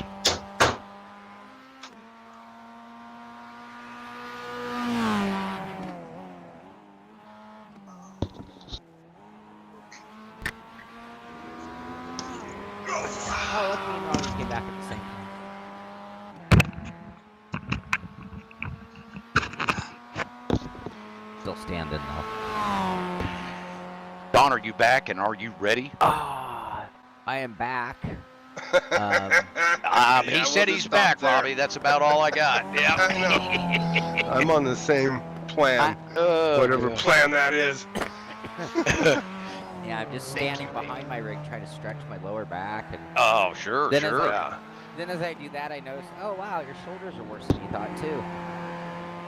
You know what? I've been like editing and at the keyboard for a few days, and that's when that'll kick your ass, dude. That will absolutely wreck your shoulder blades. Yep. And normally I don't spend that many consecutive days in that kind of activity. Yeah. Yeah, no, that. Yeah, I had my to, wife. Oh, go ahead, Robby. No, I was just gonna say when Hillary worked and did that all the time, that was just constantly the biggest problem. Yep. Yeah. So bad that it's numb, you know. Yep. Oh, yeah. Tomorrow I go play. So if you really want to get rid of that quick, go do some kind of high rows. What's a high row? Like, like a rowing exercise. Oh. You know what I'm saying? Yeah. And just work, but bring your arms, so pull something, but like the height of your steering wheel. Right. Like not down by your belly button. And my if you fear, do, funny enough, is just to hop on my motorcycle and ride for like 4 hours. There you go. That'll work. But those exercises will automatically switch the muscles and tell them to relax because you'll use the other side. Robby, speaking from experience, see, when as we're getting older, Sean, we're finding that stretching and all of that should have been done years ago. It's very important. Yeah. Well, Robby saved my butt once when I had a shoulder thing. I had kind of popped my shoulder out funny. And he told me how to use the countertop. All right, drivers, the pace car's about to deploy. Stand by. Save my ass, dude. Yeah. And drivers, let's be smart about our decision making as we get ready to roll here and kick off the second race of the evening. This is the important one here, guys. We do have that inverted grid, so drivers be mindful of the cars around you. Let's be smart about those decisions. Yeah. Let's have a good race here. Right. So yeah, that was good. Just at the time when I could do Pole it. sitter, you are the 777 car. You are the control car for the start. We are going on iRacing green. That is the 77 car. 777, sorry. I got climber next to me, right? Stand by, maintain pace speed. So. I'm in the rear here, so I'm going to be mellow. Well, what sucks is I got nothing but fast on my ass. I can feel it breathing in the sphincter right now. Green, drivers. I guess we're not. Nope, they went quicker. Somebody get my underwear for me? All right, down into turn one. It's a bit of a jump on the start. We had a car climbers sideways. Oh, and he's coming back across the track. Oh, we had a couple of cars that nearly got caught up in that mess. Everybody's good. Everybody's good. Oh, we got another car around. The 12 car of Jose Cabrera. Son of a bitch. 242, a climber is around. He's damaged. The 12 car of Jose Cabrera getting going. But then we have another car. The 108 is out. The 108 is down. All right. Dordrickson Gree is out with serious damage to his car. That's why you never know how these races are going to play out as we work our way back through the field. We see the 39 and the 92 now holding down P7 and P6. We move forward to the top 5 cars. There we go, P11 and P4 battling it out as they head out of 6. Out of Revolver, down now into 7. Here we go, the 11 looking to the inside, and the 5, they connect. The 11 trying to stay off the 5 car, now goes to the inside. The 11 now suffering a little bit of damage on the right side of his nose, and we have another car around, the 777 that started on the pole. He's now around. Many cars picking up spots now because of the errors judgments of some of these drivers. Now back to the front. There's the 5 car taking a lot of curb now coming to the final corner. The 11 car of Nicholas Rice-Puto gets loose. Now coming out onto the front straight. Uh-oh. Here is your leader, the 666 of Aldous Butelli, the 11 car of Nicholas Rice-Puto, right on his heels. Keep in mind, the 11 car has a little bit of damage on the nose on the right front. Let's see how that plays. But I'm figuring this out. Oh, we got a battle back here between Robby Unser and Shaun Cole. If we're gonna do this, then okay. It's commentator madness. Here we go. Side by side, they still are side by side through Boss S. Robby Unser gets the move done on the 39 now as they head into the carousel. It turned in too soon. Oh, here we go. The 39's going to get a run on the 92. Let's see if he can close up on the back end. If I get there. I don't know if I'll get there. You got a good run. No, you got me. I had to do a... All right, I'm not making a move though. Let's go Back get to the them. lead here. The 11 car doesn't seem to be affected Braking. too much by the damage. He's able to throw the car down tight Braking too to deep. Aldous. Aldous now through Revolver, takes a defensive line on the inside, staying tight. Gets a good run through the next corner here of 7. Now heading to 8. The 11 car can't quite get up there on his nose. We're heading back to Robby Unser and Shaun Cole. Shaun's now made the pass on Robby. Lots of laughter between these two drivers. The honest stuff. The 5 car doing great here tonight. Roger Clark having his best run here tonight at Okayama. Holding down P3. Takes a lot of curb. Loves throwing that nose up in the air there. Back to our leaders. 11 car of Nicholas Rice-Puto and Aldous Butelli going at it once again. This is nothing new to these two drivers. They've done this multiple times in the Hotlap Humpday Challenge. Oh, Mazda action doesn't get any better than this. Here we go once again. 2 drivers battling it out for the lead. Step back to P3. Now back to P4 and 5. Shaun Cole and Robby Unser doing their dance. All right. Oh, Shaun's opened up a gap a little bit here. About 6-7 car lengths gap. If Robby's able to close that up, he gets a good run off that last corner. He is closing that gap. Now down to 4 car lengths. Boy, Shaun drives it in there really tight on entry. Robby gets a great run up off the exit. Holy smokes, he's closing in on that 39 car. All right, you got to tell me when you go to break because I can't see shit. Just 0.3 tenths of a second gap between our leaders. 0.4 tenths of a second. 39 car goes in, full brakes. Now down into Revolver. 39 and 92 still going at it here as they head. Oh, the 92 gets a little bit loose there, coming through the dirt. What a save out of Robby Unser. Watch him come underneath the walkway bridge. Let's head back up to the front of the field here. Watching the 11 car right on the heels of Aldous Butelli. Nearly pushed Butelli sideways coming off that corner. got out of the throttle just in time to allow Butelli to get it back underneath him. Now they come off the corner. The 11 car looking to get a run here. Looked like he had to check up just a little bit coming into the final corner. I think he had a little bit of a late entry there, not able to make or capitalize on that front straightaway with the slipstream. Now going to try to make another move here, I bet, coming up through Moss S as they tie together, coming through here out of 2. Now there's a lot of straightaway here. This is pretty much flat-footed for these cars coming through Moss S. They head down to turn 4. Carousel, I like to call it, the uphill carousel. The 11 now comes in a little bit high, looking to get a run underneath the 666 coming off. But I'll tell you, Aldis does an amazing job with that exit there. 11 now up in the slipstream. He may actually be able to get something done here. Very long straightaway. Very heavy brake zone. They're about to come into. The 11 car going to try to come in late on the brakes. And he's able to do it. He's keeping it tight. Aldis goes a little bit wide, gives him the room. Now into Revolver. Aldis holds the line on the inside, side by side, as they come out of 6. Looking for inches here through 7. The 11 car thinks better and has to tuck back in behind. Oh, you're probably already past him. Sorry, that was like on delay.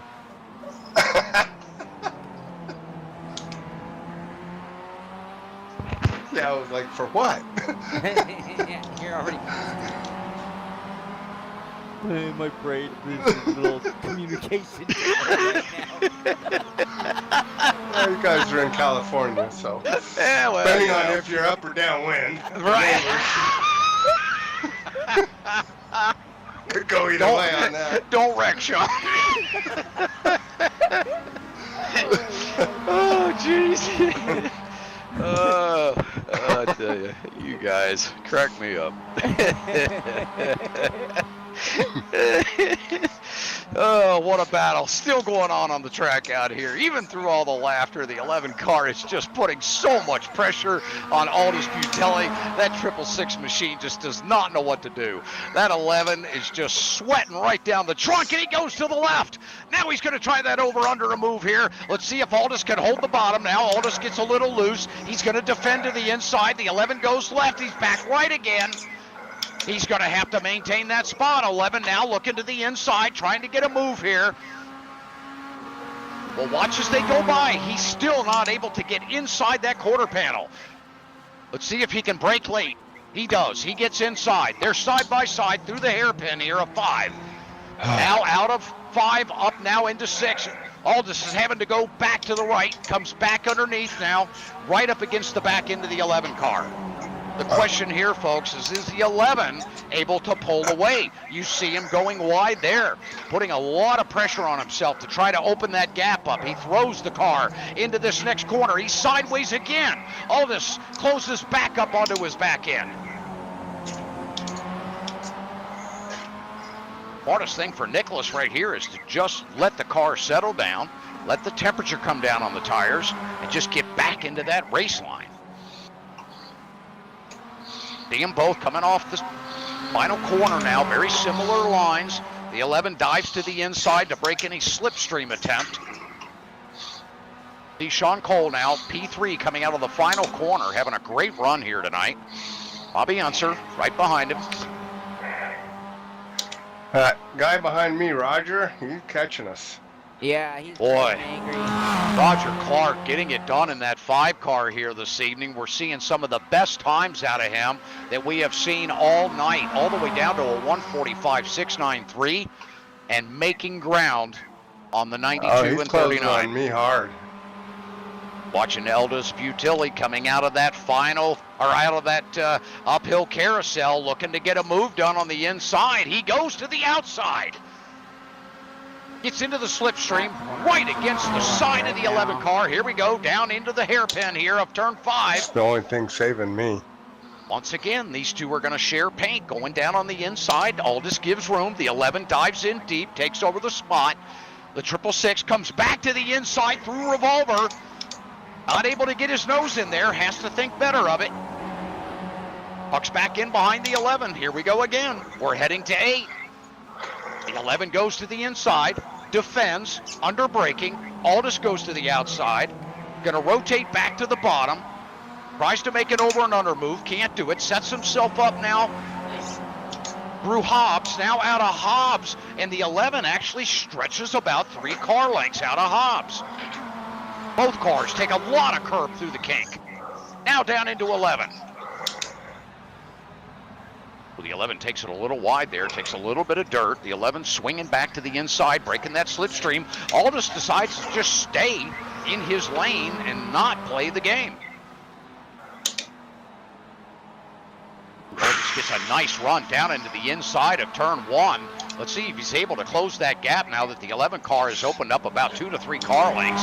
Aldis again taking very tight lines through those first 2 corners, and look at what it's done for him. Now through Moss S, they're rubbing sides again, door to door as they head down towards the uphill carousel. Once again, the 11 throws it in there. We're gonna go side by side.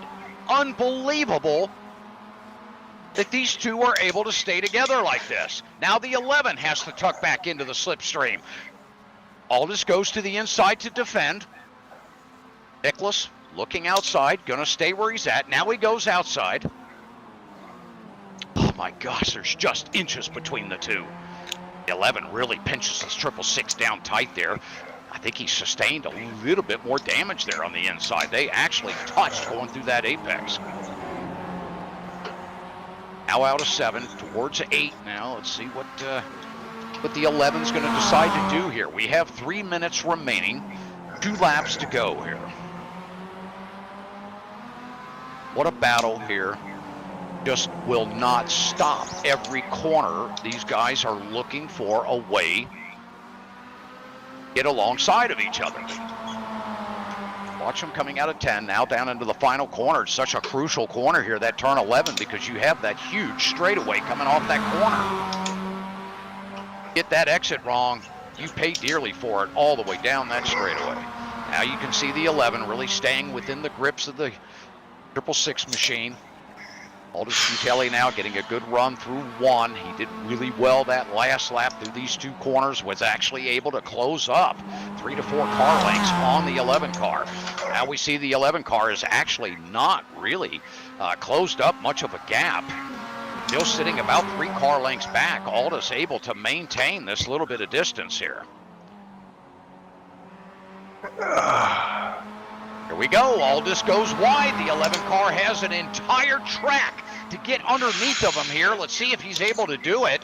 Aldis looks to the inside to defend, and he's able to do it barely. Only about 2 feet between the nose of the 11 and the rear end of that 666 machine. How much time? Side by side again. 1 minute and 40 seconds remaining here in our race. Down through Revolver. 11 car right on the heels of Aldis Butelli. Interesting to see that Aldis does not have a scratch on his car. The 11 carrying quite a bit of damage. The 11 looks to the inside and he spins Aldis going into the corner. Aldis was able to maintain it and hold on to it. The 11 car maintains his position. Great racecraft out of that driver, allowing the 666 to recover the car. Thank you for that, 11 car. Good job giving the position back.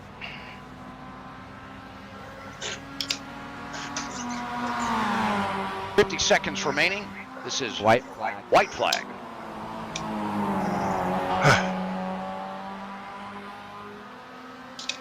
This battle is continuing to sustain itself. The 11 takes a lot of early curb coming out of turn 2 as they head into Moss S. Let's see if the 11 can do it one more time and makes a run to the outside heading in to this very daunting turn 4. Oh man, the 11 car is over right, over left, switching back, now back behind the 666, cannot get him moved on here, back into the slipstream. You can see a 2-foot gap, now he moves left. I don't think he has enough to get the position, but it looks like they were rubbing fenders in the brake zone. Here we go, down into the apex. The 11 has to think better of it and drop back behind Aldis. Ricmotech now looking back to the inside as they head into 7. He tucks back behind him. Now through 8, or through 7 rather. Now heading towards 8. Aldis defends to the inside. The 11 car looks back to the right. Can't seem to get anything done. He does have tire rub on that right front tire. Let's hope that that tire is able to maintain pressure through these final 2 corners. He's right up on the heels of the 666. Here we go. Into turn 10. Can he get it done as they approach the final corner? He looks to the inside. He can't get in there. But they do come off the exit with the 11 car going wide through the dirt trying to get a run. He can't get it done. Aldis Butelli is going to take the win in the 666 machine. Wow, what a race tonight out of Aldis Butelli and Nicholas Ricmotech. Unbelievable battle between those 2 drivers.